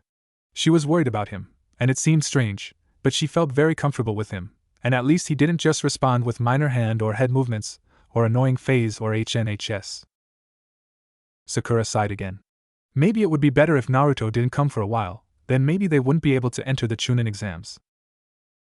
Kakashi's arrival jolted Sakura from her thoughts. Well, team. Today's the deadline for entry into the Chunin exam. Most of the teams should be at the administration block as we speak. Sakura nodded, and Sasuke frowned. Why can't we go too? Kakashi sighed. 3-man teams, Sasuke. Sasuke's frown deepened. Kakashi began to speak again. Naruto hasn't been feeling well lately, after the incident with his anger management issues. Kakashi frowned inwardly at himself for the obvious lie.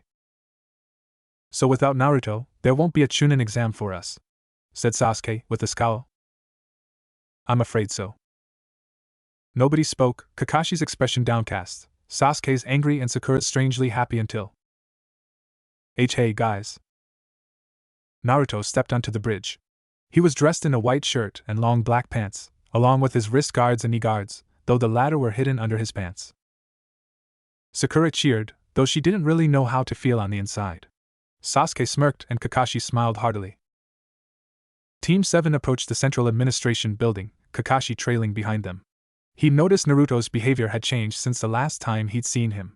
He seemed jitterier. Kakashi wondered if this would affect his performance during the examinations. As they stepped inside said building, Kakashi began to speak. Well now, you're on your own here on out.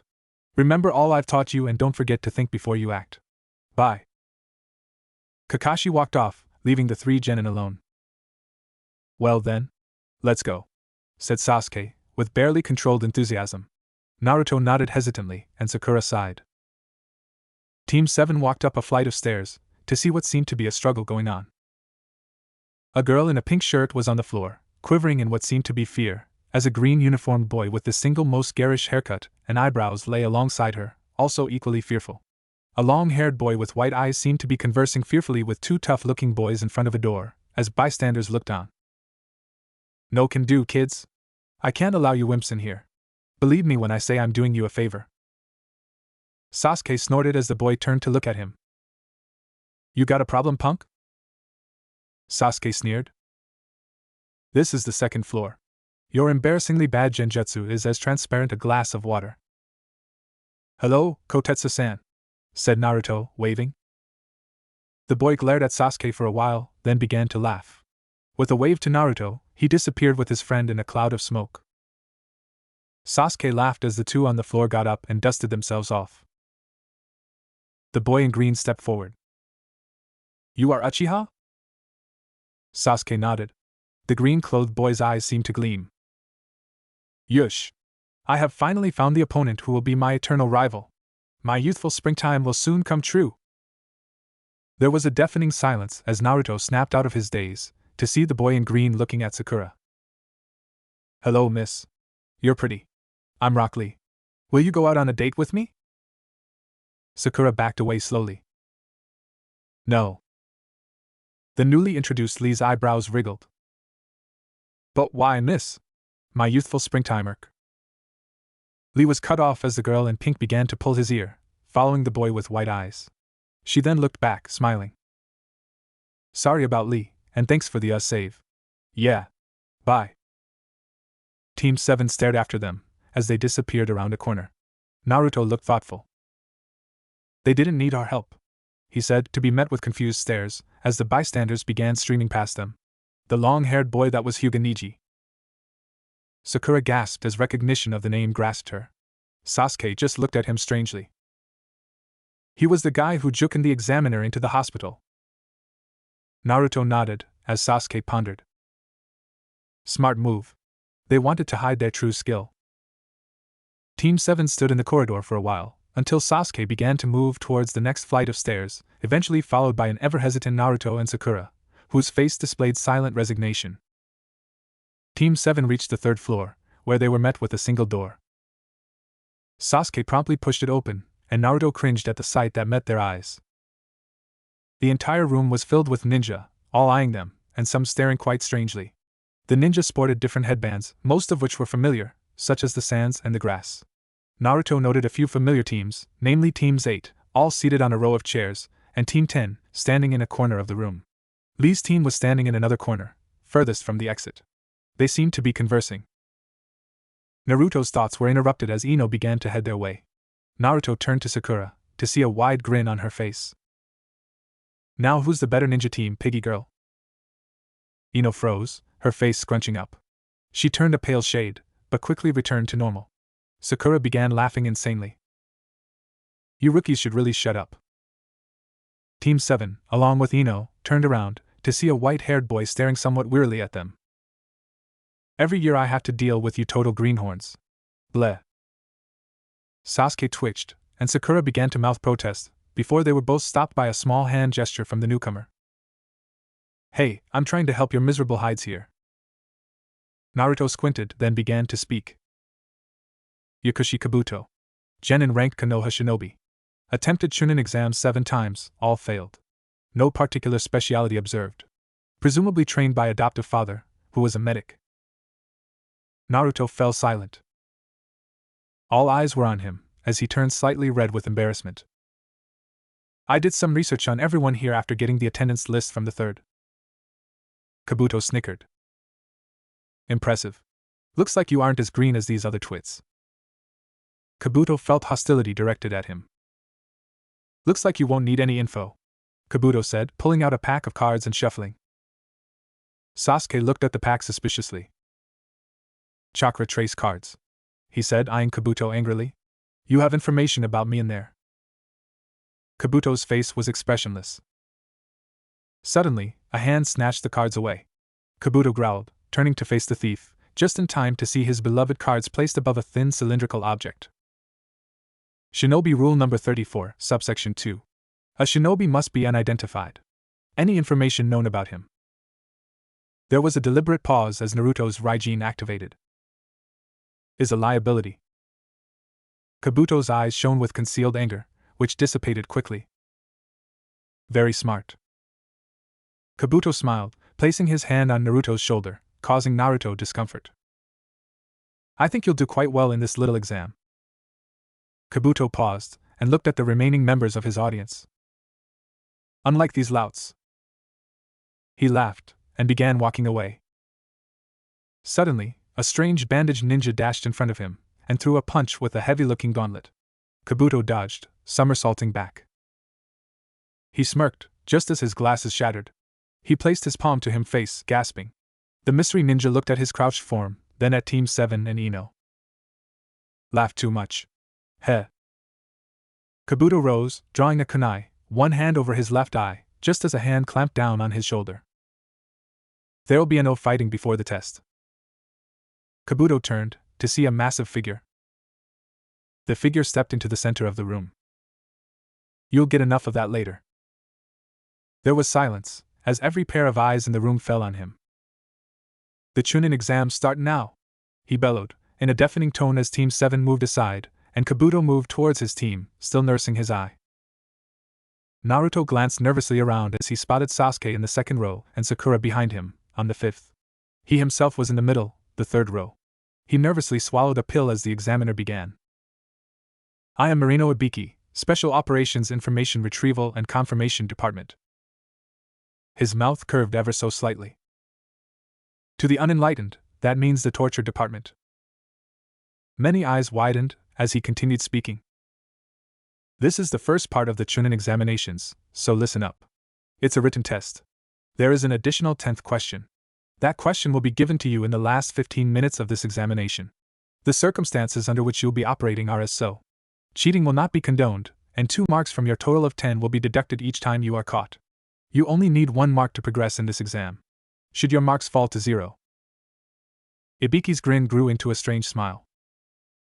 You and your entire team will be disqualified. Gasps were heard, and there was much worried conversation as Ibiki slammed a nearby table, creating a crater in it, and silencing the entire room. He smiled as he said and spoke in the softest of tones. You may begin now. Paper was shuffled, and pens were clicked.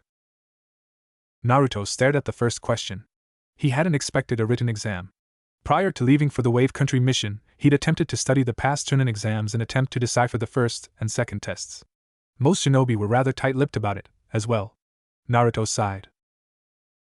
Naruto gazed at the paper, scanning each of the questions, one by one. He raised an eyebrow. This was a difficult exam. Sakura and he would probably be able to get the majority of the questions right, but everyone else would likely not be able to do a single one. And what was it with those ninjas sitting by the windows? Naruto looked up slowly. Mirrors on the ceiling. Suddenly, his eyes widened, and he slowly looked around. People were cheating. Hyuga Niji had around his eyes the trademark bulging veins of the Byakugan. So did Hyuga Hinata. Ino seemed to be readying her Shintenshin, while Sasuke seemed to be faring well. Naruto guessed he had activated the Sharingan. They were all cheating. Naruto was shocked out of his thoughts when a kunai landed on the table next to him. Row 3, Table 8, get out now.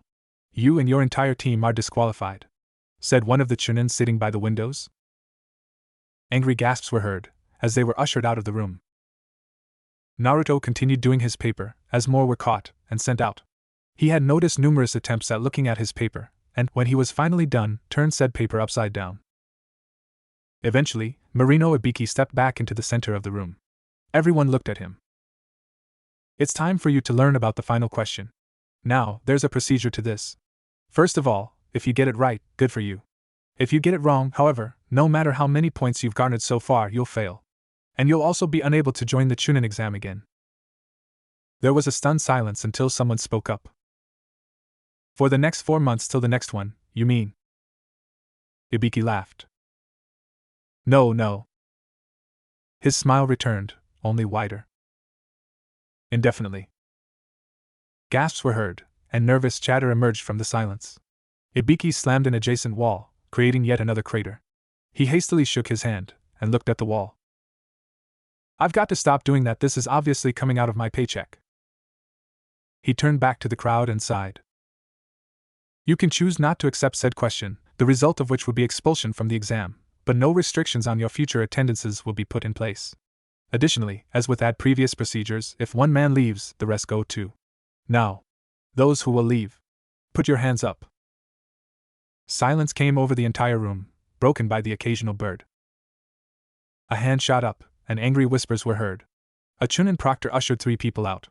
Many hands followed, and it continued, until only a few were left. Among them were Teams 7, 8 and 10, Niji's team, Kabuto's team and the mysterious bandaged ninja's team. Naruto looked around nervously, as Ibiki began speaking again. HRN, gutsy bunch this year, eh? Well, for those of you who didn't put up your hands.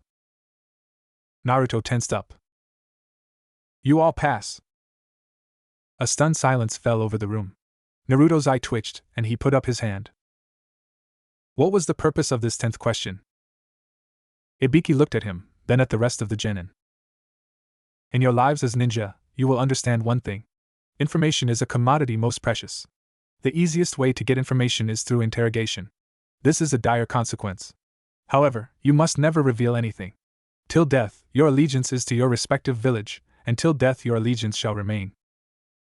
Ibiki removed his headband, revealing deep wounds and scars, eliciting gasps and squeaks from the crowd. Those who left are afraid of dire consequences. They will be the first to reveal your secrets.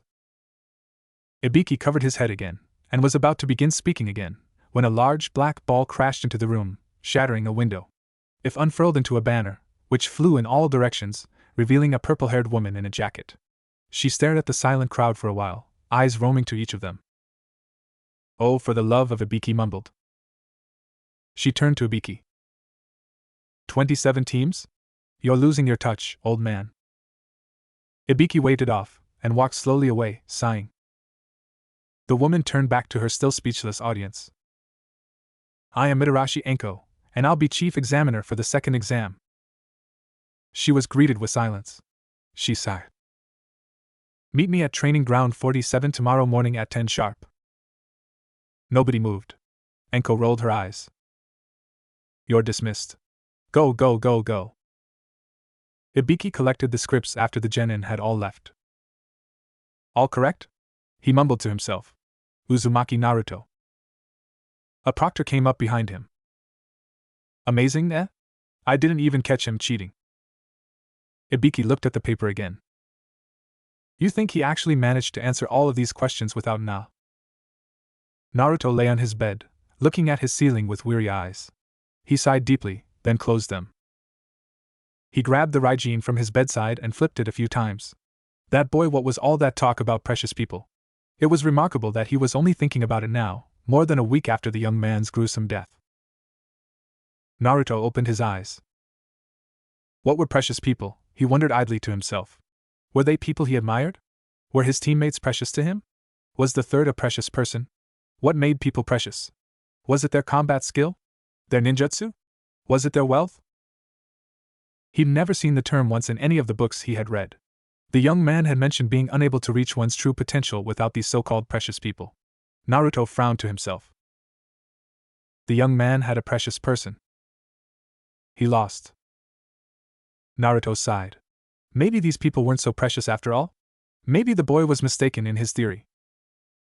Then again, the boy had managed to rise from an attack, or a few attacks, that would have destroyed a Jounin quite easily. Was that the power? Naruto eyed the ceiling once more. He didn't know what precious people were. The next morning dawned quickly.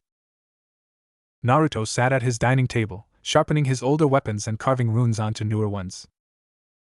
He hadn't caught much sleep the previous night, and the question he had asked himself still echoed off his mind as he looked out a window at the vermilion sky, illuminated by the rising sun. He wordlessly put his tools down and rose from his seat, walking slowly towards his fridge. Upon opening the fridge, Naruto noticed a distinct lack of foodstuff. As a matter of fact, the only thing he had left was a basket of fruits that had been left for him by the third during his latest stay at the hospital. Naruto shrugged, swiftly snatching an apple and taking deep bites, while walking back to his table. He looked thoughtful, as he flipped through the pages of a book lying on his table, next to a few other stacks of literature, all the while eating his apple. Naruto eventually rose again, and went through his daily hygiene maintenance, after which he emerged from the bathroom dressed in loose black trousers and a white shirt, its shoulders covered by a light armor, and his lower arms fully covered by a hard metallic guard connected to covered black gloves. He was also wearing his lower leg guards, though they were not visible under his trousers. A large number of pockets were visible on his trousers, and he was wearing a belt attached to 3 spacious pouches, along with a dangling Raijin. He tightened the clasps on his arm guards, and made his way out of the room. Naruto reached Training Area 47 early. He glanced at a pocket watch extracted from one of his pockets. 9:15, he thought. An hour and 15 minutes left. He gazed at the great looming forest in front of him. It seemed extremely dark, even with the sun shining. It was no wonder why they had called it the Forest of Death. Indeed, Naruto mused, was it not here that the two great Sannin, Orochimaru and Jiraiya, faced off against each other? And was this not also where the Uchiha clans slaughtered the entirety of Konoha's prisoners of war after the Second War? And indeed, was it not here that many died attempting to stop the Rock's entry into Konoha during the war? So caught up was he in his musing, that Naruto did not notice a figure sneaking up behind him. Naruto Kaien's. Suddenly, a hug crushed the back of Naruto's head to something soft. Naruto struggled to turn around as he heard a voice, and stopped. I wouldn't do that if I were you. Naruto froze, and turned beet red, as he began to understand where exactly his head was. The arms released their grip on his neck, as he turned around, still red, to face the purple-haired woman grinning at him. Hello, Anko-san? Anko laughed delightedly, scaring her entourage, which consisted of 2 Chunin. Kotetsu-san, Izumo-san, said Naruto, bowing, his voice dwarfed by Anko's laughter. Both Chunin laughed, as Naruto's blush failed to subside. As a few genin began to stream in, Naruto could be noted sitting with Anko and eating dango with her, while the 2 Chunin behind discussed some matter. My little Naruto, all grown up, now, and even taking the big, bad Chunin exams. Anko giggled and poked Naruto's cheek. Naruto looked at her queerly. All upset that I didn't greet you yesterday? I couldn't, Narutokins. Favoritism is bad for examiners. Anko began to pinch the unfortunate Naruto's cheeks, all the while laughing as Naruto chewed his dango. The laughing abruptly and Naruto looked up.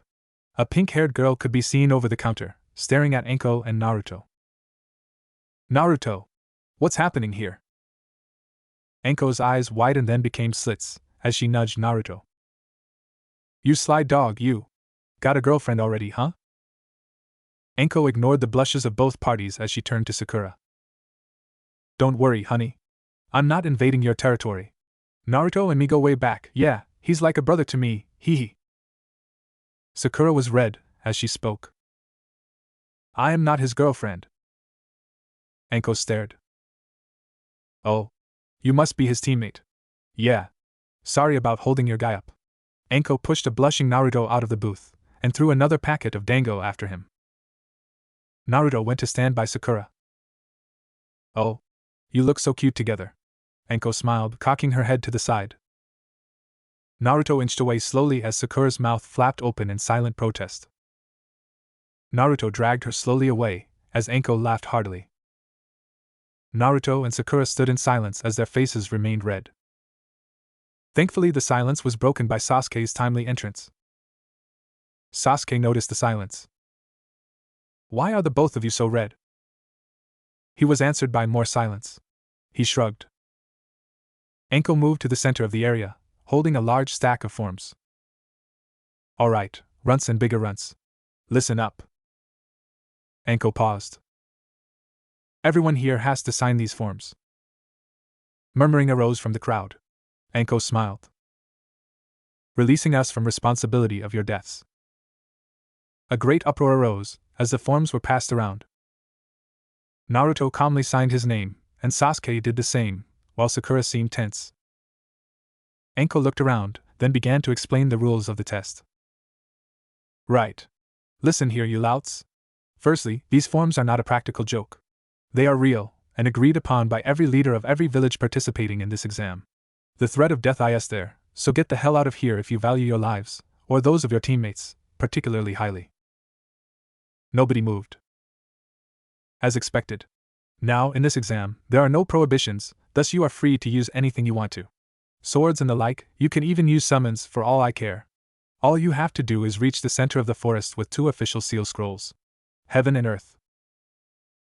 Anko pulled 2 scrolls out of her jacket, one with a T on, or Heaven/Sky on it, and a scroll with a D or Earth on it. Get one of each. Go to the center of the forest. Do not open the scrolls, that is all.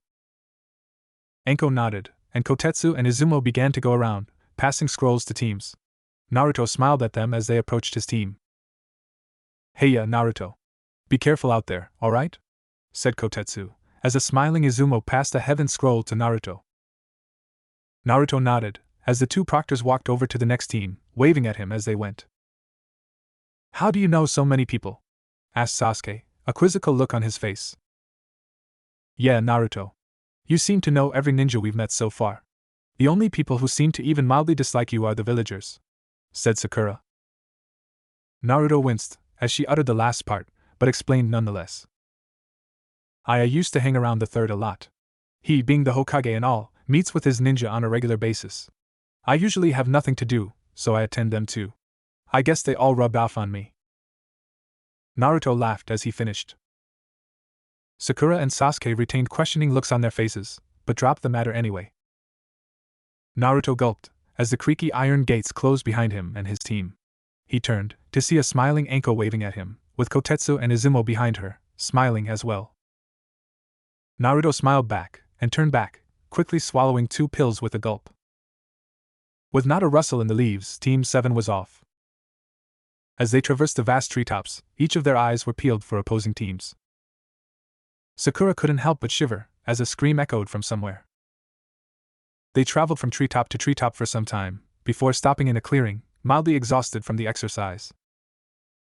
"Damn, this place is big," said Sasuke, pulling out a water bottle. Naruto laughed lightly. 257 kilometers, to be exact, he said, watching both of his teammates gawk.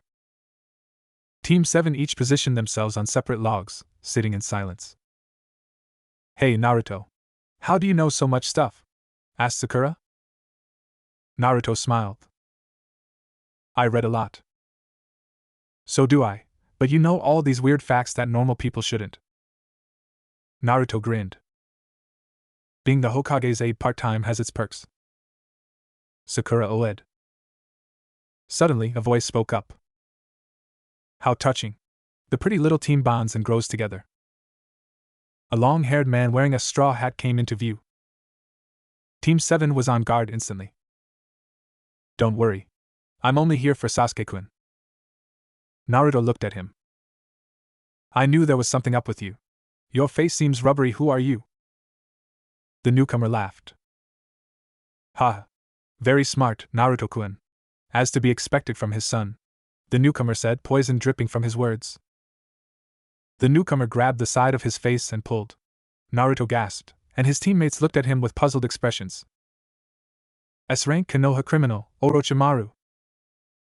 His teammates looked back at the now identified Orochimaru, eyes wide. Orochimaru laughed, then looked at them, his pupils becoming small. Naruto and his teammates froze. "I can't move!" cried Sasuke, struggling. Suddenly, scenes of their own mutilated corpses flashed before Team 7's eyes. Sakura screamed and held her head, as Sasuke began to shake uncontrollably. Naruto was swallowing pills like a crazy man, shaking all the while. Orochimaru walked to Naruto, and held him up by his neck. "Where's that pretty little seal?" Orochimaru lifted Naruto's shirt until just below his chest, where a large spiraling seal was visible. Orochimaru smiled. "Gojio Fuin!" cried Orochimaru, driving his fingers into Naruto's stomach, eliciting a gasp and a brief purple glow from the seal, as Naruto was sent hurtling through the deep forest, his last visible look contorted and shocked. Sakura and Sasuke were too consumed by killer intent to notice Orochimaru's approach. Orochimaru walked menacingly towards Sakura, grabbing her by the arm and lifting her, watching sadistically as tears flowed freely down her face. Suddenly, Orochimaru was interrupted by Sasuke, whose outstretched hand held the heaven scroll their team had received at the test's beginning. Here, leave us alone," Sasuke stammered, shaking. Orochimaru swatted the crawl to the side and threw a still whimpering Sakura onto a tree, the force knocking her out. "Don't you remember what I said, Sasuke-kun? I'm here for you." Orochimaru began to reach for Sasuke, who was backing away. Suddenly, a deafening roar resounded through the forest. Both Orochimaru and Sasuke looked in the direction in which it had come from, sensing a humongous chakra surge. The forest was still for a moment. Suddenly, A red translucent glowing arm exploded out of the forest, grappling onto Orochimaru and propelling him backwards, shattering multiple trees in his wake. Sasuke could only gasp, as a figure surrounded by a pulsating red aura sped by, collapsing even more trees in his wake. After a few seconds, Sasuke stood up and vomited into a bush, retrieving his scroll and shakily calling for Sakura.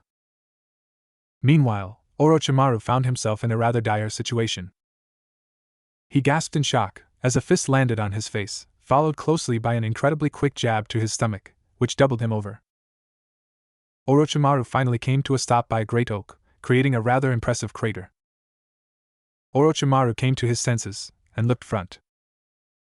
In front of him was a figure clad in a red chakra, almost to the point at which he was invisible, and the only thing distinguishing him from a man on fire was, well, nothing. Only a dark silhouette indicated there was even a person in the inferno. Orochimaru rose, and from his mouth drew his Kusanagi, a blade of sharpest steel, unbreakable and infallible. The flame-covered figure's head seemed to look up slightly, handling a thin and short pole. Orochimaru gasped as the Raijin's yellow blade extended, then suddenly exploded in a burst of chakra, as it too began to surround itself with the red chakra. The intense chakra flames subsided somewhat, until the figure's face was visible. Naruto's whisker lines had deepened till they looked like they'd been drawn on by a marker. His clothes were still on him, and his pupils had turned crimson, with the rest of his eye black. As he walked forward, the grass around him singed and either withered or caught fire, and the fertile ground cracked and hardened, scorched under the intense chakra flames. He came to a stop 20 feet from Orochimaru. "You will die." Cliffhanger. I'm really sorry about this, but what I have planned would have shot this baby up to a really large number of words. Orochimaru was, as he himself would put it, in deep, deep excrement. He shifted hastily to the side, as a barrage of chakra extensions pierced the ground in a line, heading for where he was standing. Like the tails of a flaming scorpion they struck, creating deep gouges in the ground, and undoubtedly death, if they were to hit anything of life and sentience. The battle had already raged far from where it had started, and the forest they had left behind was bare and dry, some of it burned to the ground by the flames surrounding Orochimaru's opponent. Orochimaru hit himself on the head inwardly. How could he, a great, no, the greatest, Sannin known to mankind ever even get hit by such an uncouth plebeian? Orochimaru parried a blow from his opponent's flame-engulfed lightning sword with his Kusanagi. He thanked the powers that watched over him that he had decided to bring out his mystical sword early. If he had come to this particular battle with a normal sword, the blade would have conducted the electricity into his body, though it would likely have melted from the flames first. Orochimaru gasped as he kicked his opponent's hand away. He shifted aside, as the flame-engulfed blade sliced clean through a great oak in its trajectory, to have it burst into flames a moment after, burning to ashes in another moment. Orochimaru frowned. He was on the defensive. Then again, one could only do so much with such a ridiculously fast opponent swiping at him before he had a chance to even attempt hand steals. He had suffered no wounds yet, but he knew that the first one would also be the last. Naruto roared, as his blade bounced off the white steel of the Kusanagi. He couldn't control himself. He couldn't do anything to restrain this. The red chakra kept leaking out of his skin, burning him even as his phenomenally charged healing factor healed them. He growled, and fell back, to land on a nearby tree, setting it aflame immediately. Naruto manipulated his chakra appendages, firing them and retracting them, keeping an everlasting flow of rapid strikes, so as to keep Orochimaru off guard as he formed a long series of hand seals.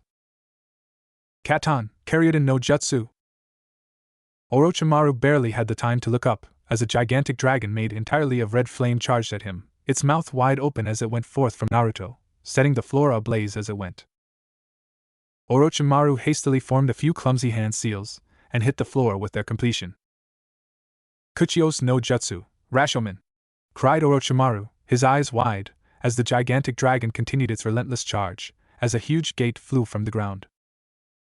The flame dragon flew into gate with force so great that the gate was smashed open in a grand explosion, as the dragon burned up, and into mere embers.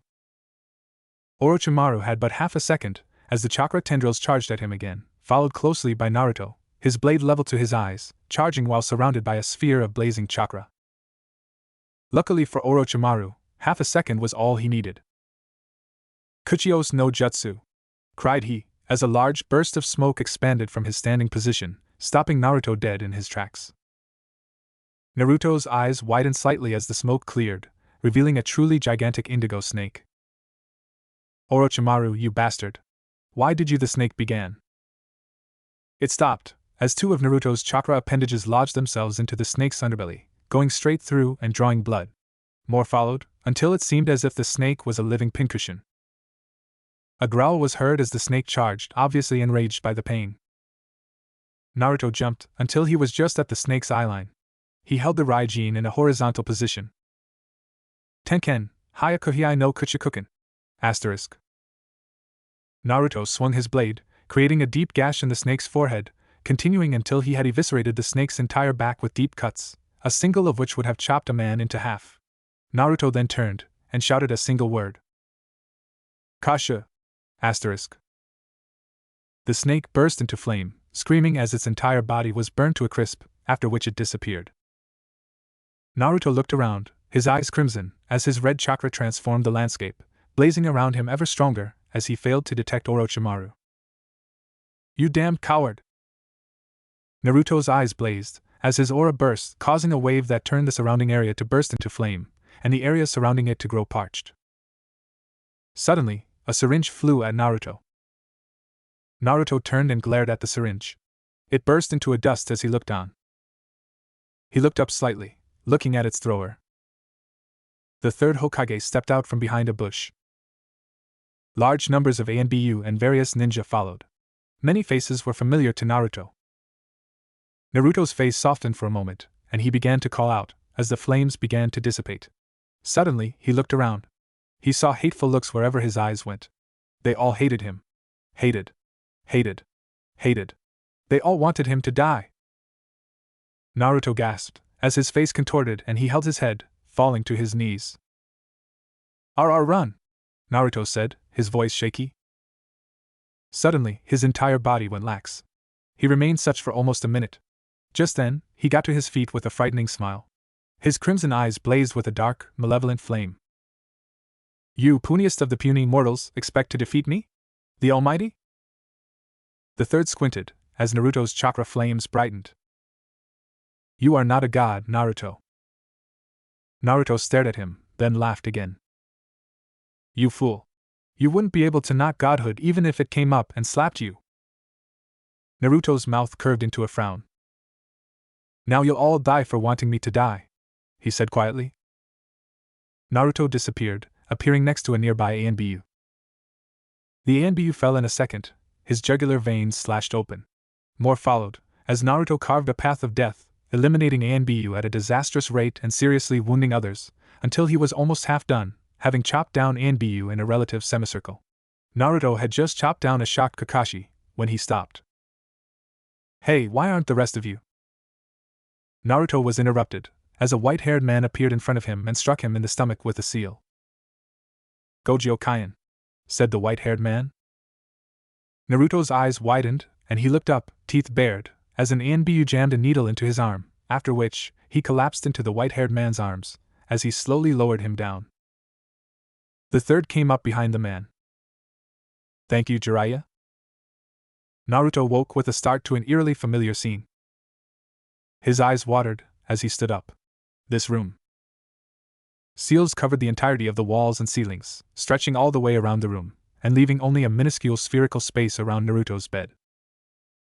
The door opened, and the third stepped in, a gentle smile on his face.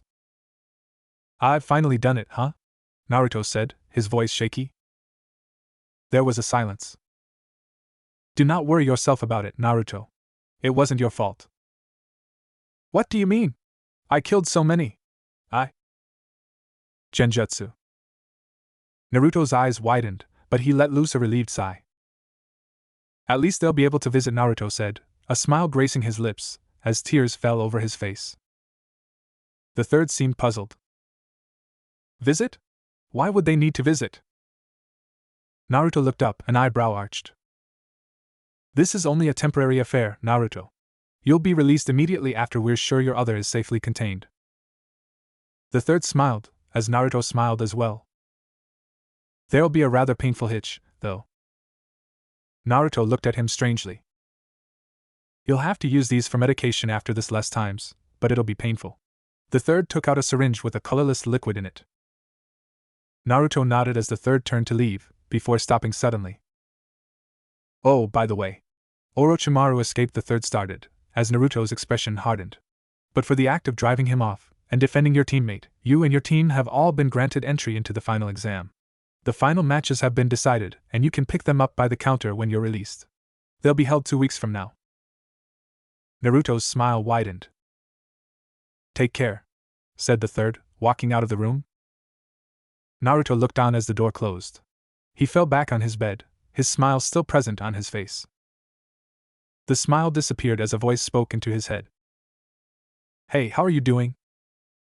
The third walked into his office, where the white-haired man stood, looking out of a window. Thank you, Jiraiya. Jiraiya turned around, and smiled at the third. Hey, don't thank me. I was just in the area. The third laughed as Jiraiya began speaking again. So, how's Naruto doing? The third smiled. He's fine. The post-ceiling trauma seems to have disappeared. Jiraiya nodded sagely. What happened to him? The third sighed. When he was released from the sealed room for the first time, 2 years ago, I placed a Gogyo Fuin on him to ensure that he wouldn't be able to draw upon the Kyuubi's chakra, even when his more vicious persona was in control. It worked, and remarkably, all the chakra he drew on for his techniques was his own. Now, from what I can envision, and as you observed, Orochimaru placed yet another Gogyo Fuin on that seal. Jiraiya nodded. Now, as you know, the Gogyo Fuin interferes with the Shiki Fujin because, as an odd-numbered seal, it somehow neutralizes, or voids, the power of the basic even-numbered seal on which it is placed. Now, as I've mentioned, another Gogyo Fuin was placed on Naruto. 5 plus 5 equals 10, and 10 is an even number, therefore releasing the Kyuubi's chakra. Jiraiya's eyes widened. A strange little side effect I hadn't expected was the power of the Kyuubi's chakra multiplying tenfold because of the double seal. Jiraiya almost fell over as the third's face turned serious. I know the Shiki Fujin will be able to take the extensive modifications, but there might be some consequences we haven't thought about, or even know about, finished the third, lighting his pipe. Jiraiya could only nod, as the two great ninja pondered on the ramifications of the events prior. Naruto was having a ball of a time attempting to converse with the voice in his head. Konoha Kunoichi are really cute, don't you think?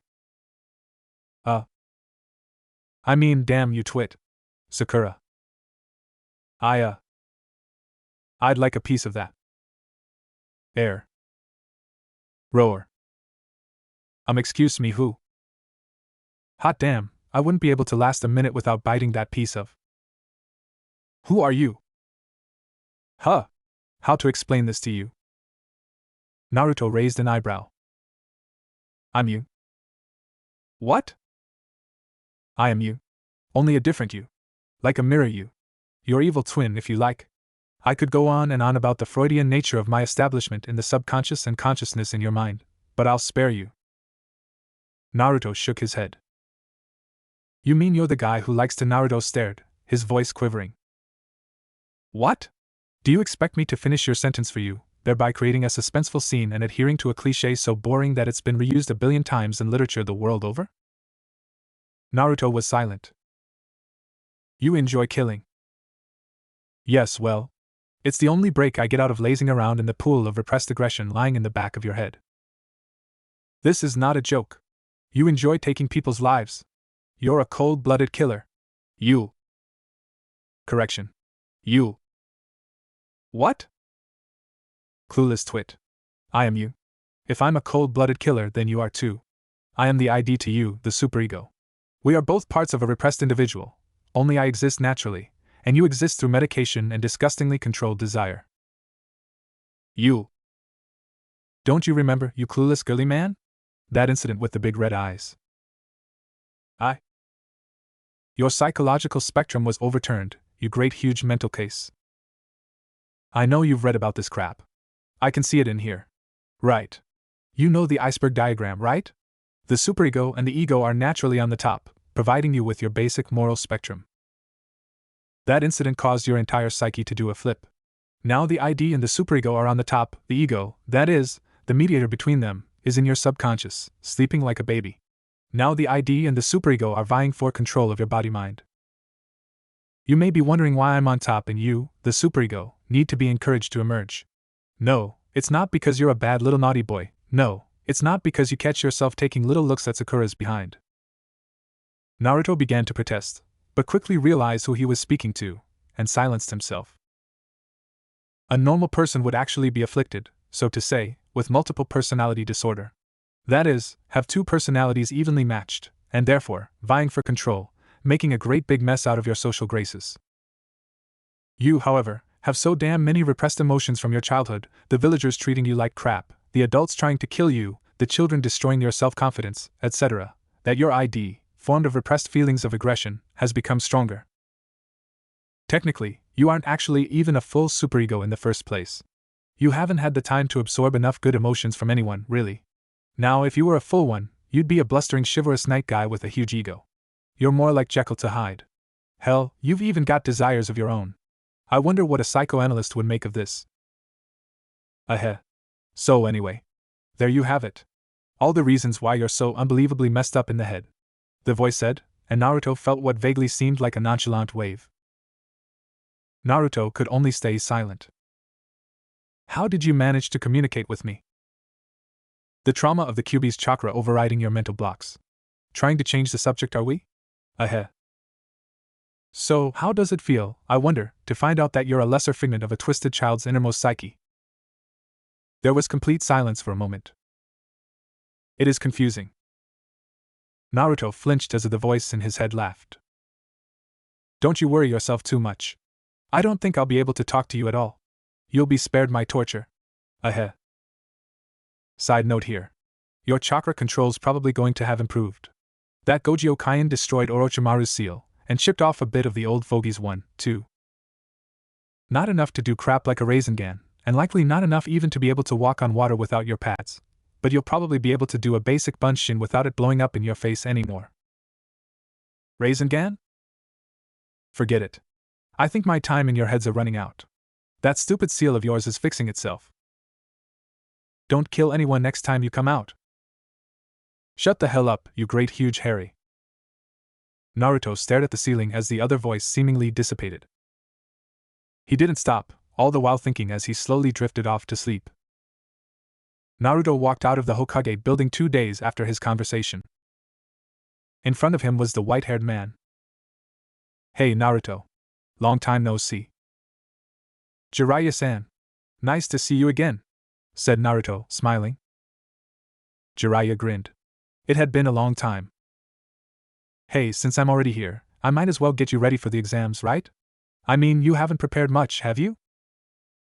Naruto nodded, rubbing the back of his head nervously. Well, let's get moving. We can reminisce about old times on the way. Naruto nodded, and looking nervously up into the sky, began to follow Jiraiya. Tenken, Hyakuhei no Kuchikuken means Heaven's Sword, all evils destroyer, or Heaven's Sword, 100 evils destroyer. Kasha means explode. Naruto and his white-haired companion walked through the dense forest that made up Konoha's outskirts. Naruto's eyes were glued to the sheet of paper he held in his hands as Jiraiya talked about various things to no particular person. Naruto's eyes came to rest on a tournament divider, showing each individual competitor, and the so-called lane they would take into victory of the competition. I'll be facing off against Naruto mumbled, catching Jiraiya's attention. Hyuga Niji. Jiraiya nodded his head, his eyes closed and an eyebrow arched. He's famous as last year's top-ranking pupil and #1 rookie. He's also, like every other Hyuga, stuck up and a steadfast narcissist, from what I've heard. Naruto folded the paper up neatly and calmly slotted it into a pocket in his white trousers. The Hyuga are known as mainly dependent on their specialized taijutsu, the gentle fist, or juken. Naruto began. Jiraiya nodded sagely as Naruto continued. Would it be wise to concentrate on long-range tactics using shuriken? No. I've fought a few Hyuga and I know from experience that they'll chew long-range specialists up and spit them out, said Jiraiya. Because of the Hakusho Kaiten, right? I thought so. I won't be able to use any elemental techniques, either, because of my chakra control. Jiraiya sighed. A Hyuga's going to be your worst enemy at your current condition. Naruto nodded, his eyes closed. I could always use their feigned overconfidence against them. Jiraiya smiled. Heh. Yeah. Naruto suddenly looked over to Jiraiya. Jiraiya-san, I need you to look over something I attempted while in the sealed room.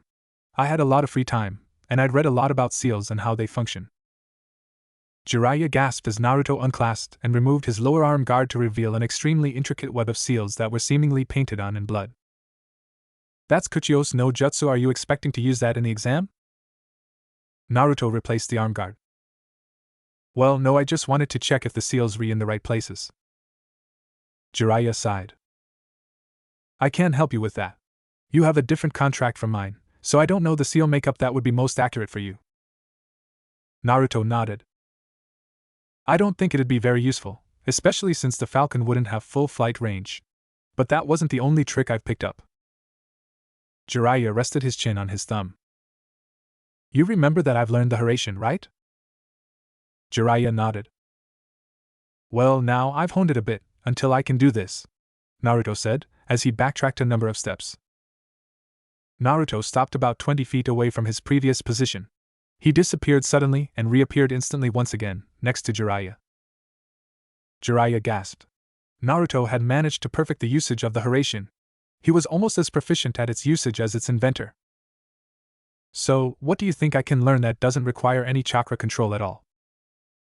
Jiraiya mulled the question over for a while. I've learned, over my years of travel, an art of taijutsu that is usually used by the Toad summons. It requires little to no chakra control and is relatively easy to pick up. It's a mixture of hand-to-hand combat and swordplay, though the former is used less frequently.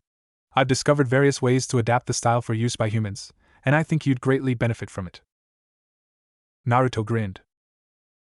However, you won't be using that sword, Jiraiya said, pointing to the Raijin strapped to Naruto's belt. Naruto looked at Jiraiya strangely. Jiraiya pulled a scroll out of his pocket and unfurled it, biting his finger to draw blood and running it across the parchment. With a poof, 2 moderately long katana swords fell into his hands. He held them out to Naruto. Naruto glanced sadly at his Raijin sword and reached out, taking the 2 swords from Jiraiya. His hand immediately fell to the ground, and the sword smacked into the ground with a dull but loud thud. They're heavy, it's really the basis of the style, hee. Jiraiya chuckled, as Naruto struggled to lift each weapon in individual hands. Naruto sighed. Naruto collapsed wearily onto his couch. It had been the 3rd night since his training had begun, and he was still worn out at the end of each day. The swords, as he had discovered, were made of a very heavy metal, in order to provide the proper leverage for the techniques practiced in the style he was learning. They were also significantly wider than normal swords, a fact that he had not noticed when he had first seen them. Naruto stretched out and swung his head left and right, hearing satisfying cracks at either side. He immediately reached to the side of the couch and pulled out a rather hefty scroll. He unfurled it and began to read, his eyes scanning through the long lines of text, occasionally punctuated by the odd picture of a symbol or marking. Naruto looked up suddenly as knocks were heard from his door. He stood up and placed the scroll back onto the small table from which it had been taken, and walked to the door, wincing slightly as a strained muscle not fully healed caused pain to shoot up his leg. He opened the door. Sakura-san, he said in surprise as the pink-haired girl in front of him looked up at his face. And Naruto. Hi. You're back. I heard you'd been discharged, and then she stuttered, and blushed as Naruto looked at her, confused. There was a silence. Oh, how rude of me. Please, Sakura-san, come in, Naruto finally said, with a dazzling smile, despite his aching body. Sakura smiled back at him, and stepped through the door. Naruto, this is for you, she said suddenly, holding out a fruit basket. Naruto took it from her hands and walked into his kitchen to place it somewhere. The first thing Sakura had noticed was the neatness prevalent in the room. It was positively spotless, and everything was in its rightful place. The scrolls were all placed neatly onto labeled scroll racks, the books were placed in alphabetical order on labeled shelves, and what an amount of shelves indeed! The walls of the living area, even the ones below the windows, had all been made into shelving space for books and the like. Sakura noted 2 couches around a lacquered wood table and promptly sat herself down on one of them, all the while admiring the orderliness present in the space she was in. Naruto soon walked in carrying a small tray with a teapot and 2 bamboo cups placed neatly on top of it. He placed it down on the lacquer table and poured some green tea into both cups. So, how have you been, Sakura-san? Naruto asked cheerily as he calmly sipped his tea. I'm alright. I was in the hospital for therapy for a little while, but it was nothing serious. I heard you were put into some treatment for something. What happened? Naruto tensed a bit at the question and the statement preceding it. Well, it was really nothing serious. Just a bit of trauma. Do you remember anything after Orochimaru? Sakura shuddered a bit at the mention of the Sannin. I fell unconscious after he threw me into something and woke up in the hospital. I'd guess that Sasuke-kun helped bring me there. Naruto nodded. Speaking of Sasuke, how is he? Sakura smiled a bit. He turned out almost woundless, though he had to attend the same therapy as the one I attended. She paused. He also wanted me to thank you for getting us the chance to fight in the final round. How did I help in getting us into the final round again? Said Naruto, a confused look on his face. Sakura giggled. Oh, you got a scroll all by yourself and gave it to the examiners soon after Sasuke and I arrived, then you collapsed, Sakura said, a smile on her lips. There was a short silence. Must have been a decoy or something, thought he, as he immediately smiled again. Ahaha. That's right. I must be having amnesia, Naruto said, sipping again from his cup. They sat in silence for a while, Naruto pondering the circumstances and Sakura simply enjoying her tea. Suddenly, Sakura sighed dejectedly. I've been training non-stop with Kakashi-sensei's friend Kurenai, it's tiring. Naruto smiled. I'm sure you'll be able to make it through. You'll be a force to be reckoned with for sure during the matches. Naruto paused for a moment. Why can't Kakashi teach you himself? Sakura sighed again. He's training Sasuke up in the mountains, she said, sipping on her cup. Naruto nodded, thanking his lucky stars for Jiraiya's help. Soon, Sakura had to go, and finishing one final cup of tea, she soon found herself standing up to leave. They had talked about many things, from how to brew green tea to her worries on the Chunin exam. Sakura was pleased to have someone willing to listen to her, and Naruto was simply pleased to have someone to talk to.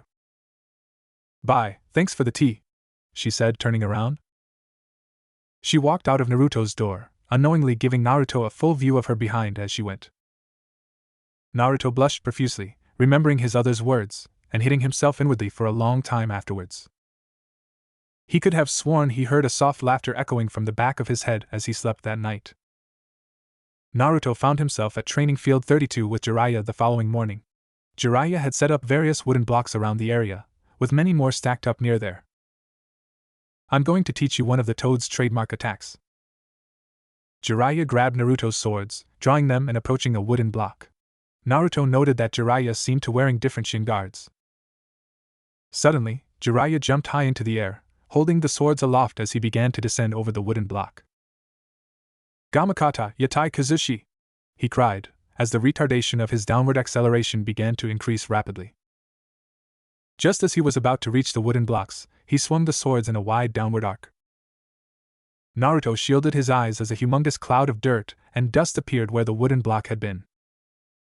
As the dust cleared, Jiraiya could be seen standing in an impressive crater, with two extremely deep gash marks on the ground under him. The block of wood had been reduced to nothing more than splinters. Jiraiya turned and smiled. Your turn. The shin guards, as Naruto had learned, were chakra seal weighted, that is, imbued with the ability to suddenly increase in weight. They also didn't need any chakra control, just a bit of chakra pumped into them would activate them and send them to the specified weight. Naruto was already formulating plans for the technique's use with the Hiraishin. Naruto sighed, as he found himself walking a familiar road. The path back home was always deserted. His home was, after all, located in a somewhat rundown district of the otherwise beautiful village. He understood that it was not out of spite or hatred that the Hokage placed him in such an unimpressive locale, but out of the desire to make his living place inconspicuous. After all, no one would be interested in attacking the nine-tailed brat if they knew that he was living in such a disgustingly rundown place, probably content with the fact that he was obviously rotting in his decrepit cesspool of a home. Despite the locale, the Hokage had secretly renovated Naruto's flat to the point of it being impressive, in terms of looks on the inside, and general practicality. The landlord had, also luckily been sympathetic to Naruto's case, and provided regular maintenance, an act that was heavily appreciated by Naruto. Naruto looked around, taking in his environs. There wasn't a single person in sight. Though that was to be expected, from such an area. Nobody with half a brain would open any sort of respectable establishment within 500 meters of this area, for fear of having to pay protection money, or the like. What those people didn't know was that the ruffians had since moved off after many years of not having any businesses to raid, and this was actually one of the safer, albeit dingy areas in Konoha. The thought made Naruto snicker. Reverse psychology was such a fun topic. Naruto walked slowly to his door. He could have Hiraishi back, he thought to himself. Naruto shrugged as he walked into his house and closed the door behind him.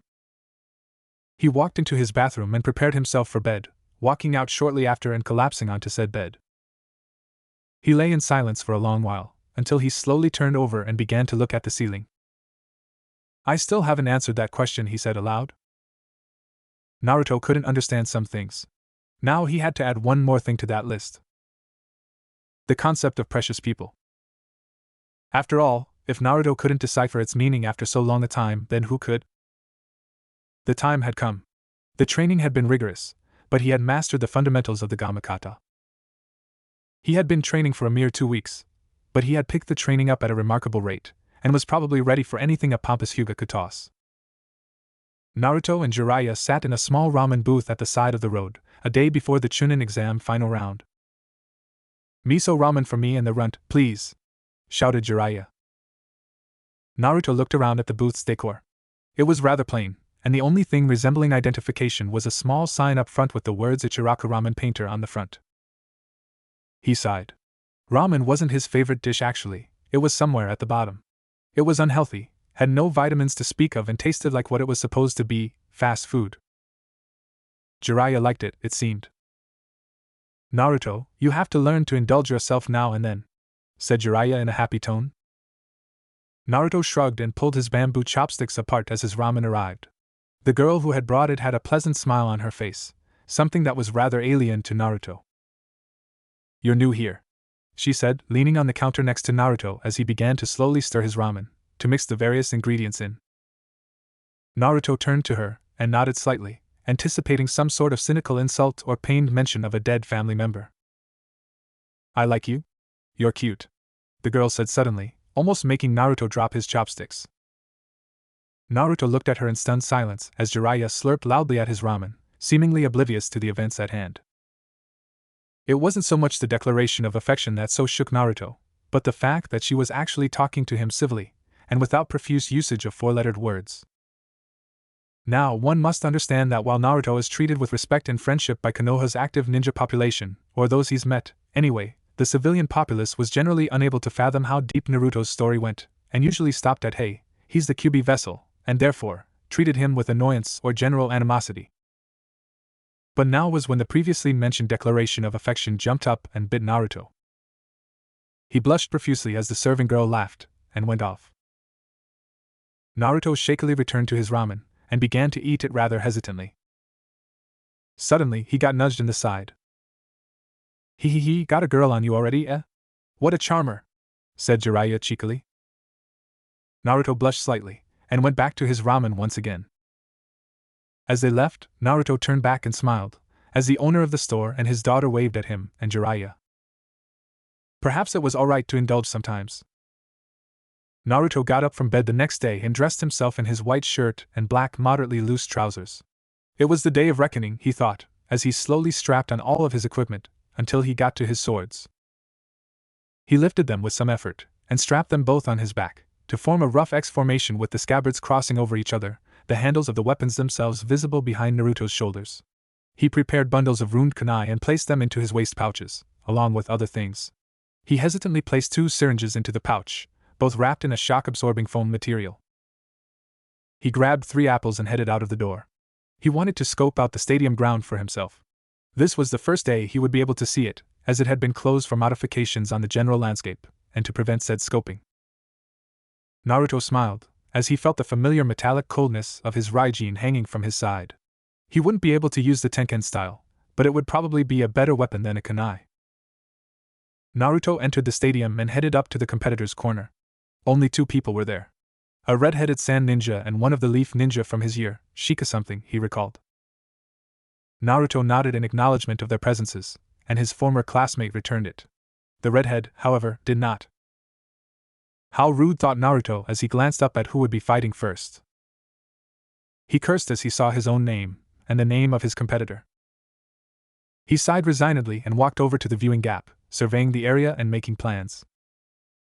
"Welcome, ladies and gentlemen, to the Combined Affiliation Chunin Examination Final Round," cried the announcer, as wild cheers arose from the crowds gathered. The third Hokage and the current Kazekage were seated on a box seat with guards of their individual villages surrounding them. Naruto looked around him and noted that Sakura had just entered. With a friendly smile and a polite nod, she went to speak with one of the proctors. Naruto noticed Hyuga Niji sitting calmly in a dim corner, his arms folded and looking out the window. Naruto found himself wondering about Sasuke's whereabouts, to fall upon the conclusion that Kakashi knew what was best. He shot back to attention as he heard the announcer mention his name, along with his opponents, and was soon ushered out by a nearby Chunin proctor. He looked back a bit, and saw Sakura flashing him a good luck smile, which he promptly returned. Naruto entered the field to near complete silence. He looked around and was disheartened at the looks some of the audience were giving him. He promptly shook it off and looked at the exam referee. His face brightened, and he almost waved at his friend, but the man, Shiranui Ginma, gave a prompt no wave, and Naruto backed down, understanding. He listened intently as Ginma explained the rules, though he had already reviewed them multiple times. The two competitors took their positions at opposite sides of the field. Suddenly, Naruto pulled a syringe out of his pouch and stick it rather violently into his neck, eliciting gasps of shock and an incredulous look from his opponent. Naruto felt the serum leak into his system and shook his head. Ginma nodded at him, and he nodded back. "You may begin." Naruto dashed into action and threw a kunai above his opponent's head. Hyuga Niji smirked, but seemed on guard at the failed attempt, when Naruto suddenly disappeared. "You may begin." Naruto dashed into action and threw a kunai above his opponent's head. Hyuga Niji smirked, but seemed on guard at the failed attempt, when Naruto suddenly disappeared. Niji's pale eyes scanned the immediate perimeter to no avail, before coming to a worrying conclusion. Niji suddenly leapt aside, a split second before a deafening explosion was heard from his previous position, followed immediately by a huge plume of upswept dust. Niji looked at the dust plume with a frown on his face, and muttered a single phrase. "Byakugan." The veins around Niji's eyes suddenly bulged, an indication of the famed Hyuga bloodline, the white eye, or Byakugan. The figure present in said plume seemed motionless, slowly becoming visible as the dust cleared. Niji gawked at the crater his opponent was standing in, as most people would, when such a feat of ridiculous strength is placed before your eyes. Suddenly, Naruto rushed at Niji, swiping at him violently with his sword. Niji backflipped, narrowly dodging the impressively fast swing, and landing deftly on an arena wall, his chakra sticking him to it immediately. He quickly dashed at Naruto, his Juken at the ready, only to have Naruto suddenly disappear again. Niji threw a kunai up, expecting another dive bomb, only to have it sail harmlessly away. Niji growled, embarrassed at having made a fool of himself. Naruto reappeared suddenly a few feet away from his intended landing point, a spherical ball with explosive tags held in his hand. Niji began to spin as soon as he landed, and Naruto smiled slyly, tossing the ball in a rather weak trajectory at the newly forming chakra dome. The ball detonated rather anticlimactically, almost no more than a puff of smoke and a glimpse of flame, but many small shurikens spilled out from the sphere's ruptured shell, forming an impressive display as they ricocheted off Niji's kaiten, scattering all over the battlefield. Niji stopped spinning and smirked. "Do you seriously expect that pathetic display to allow you to?" he started, stopping, irritated as Naruto suddenly disappeared again. Niji hastily dodged aside, as Naruto appeared behind him, somersaulting again when Naruto appeared near his intended landing point. Naruto flickered from various points, reappearing suddenly near Niji and swinging his blade, keeping Niji on his toes. Suddenly, Niji stopped in the middle of the battlefield. Naruto appeared quickly next to him, but frowned as he saw Niji's grin. "Enough of this. You're in my hack," Niji muttered, readying himself for the Hyuga clan's ultimate combat technique to cheers in the crowd. He struck extremely fast, his fingers moving at a speed almost invisible to the naked eye, connecting a few times but failing to do so immediately after. Niji gasped furiously, as Naruto suddenly reappeared behind him and stuck his swords into the ground. Niji turned around and began to charge, only to be met by a heavy kick to the face, propelled by Naruto's leverage and push on his two grounded swords, not to mention the weights in his boots. Niji flew back into a wall, holding his nose in anger. It was bleeding rather profusely, along with the rest of his presumably broken face. Why you? He muttered, staggering to his feet rather shakily. Niji's palm rushed towards Naruto, who disappeared and reappeared next to Niji, using his leverage to throw him into the dust. Niji leapt to his feet and charged once again at Naruto, who disappeared and appeared a little ahead of Niji, his fist held out in a relaxed pose. Niji stopped just in time, only to have his jaw bashed in by a snap kick from below, as members of the audience winced. Naruto then moved swiftly into an uppercut, kicking off Niji's chest, landing deftly on his feet as Niji landed roughly on his back. Niji once again struggled to his feet. It's my destiny to win. Naruto suddenly appeared next to him and gave him a sock to his stomach, doubling him over as Naruto kneed him in the chest, bringing him to his knees. Niji suddenly sprang to his feet, his hack field expanding from his feet. He struck, seemingly hitting Naruto, only to hit nothing as soon as the next his arrived. Niji growled again and rolled to the side, cursing as Naruto appeared behind him and kicked him roughly between his shoulder blades. Niji rolled aside again and sprang to his feet again. He dashed towards Naruto, a palm outstretched. Naruto sighed and threw him aside again, garnering boos from the crowd. Naruto sighed even further. We could go on like this forever. Niji growled again and sprang forward, to stop suddenly as Naruto held his Raijin sword up to the Hyuga's neck with his right hand. Or could we? Muttered Naruto. Niji angrily drew back, but dashed forward again, two kunai in his hands. Cries of encouragement could be heard from various areas of the crowd.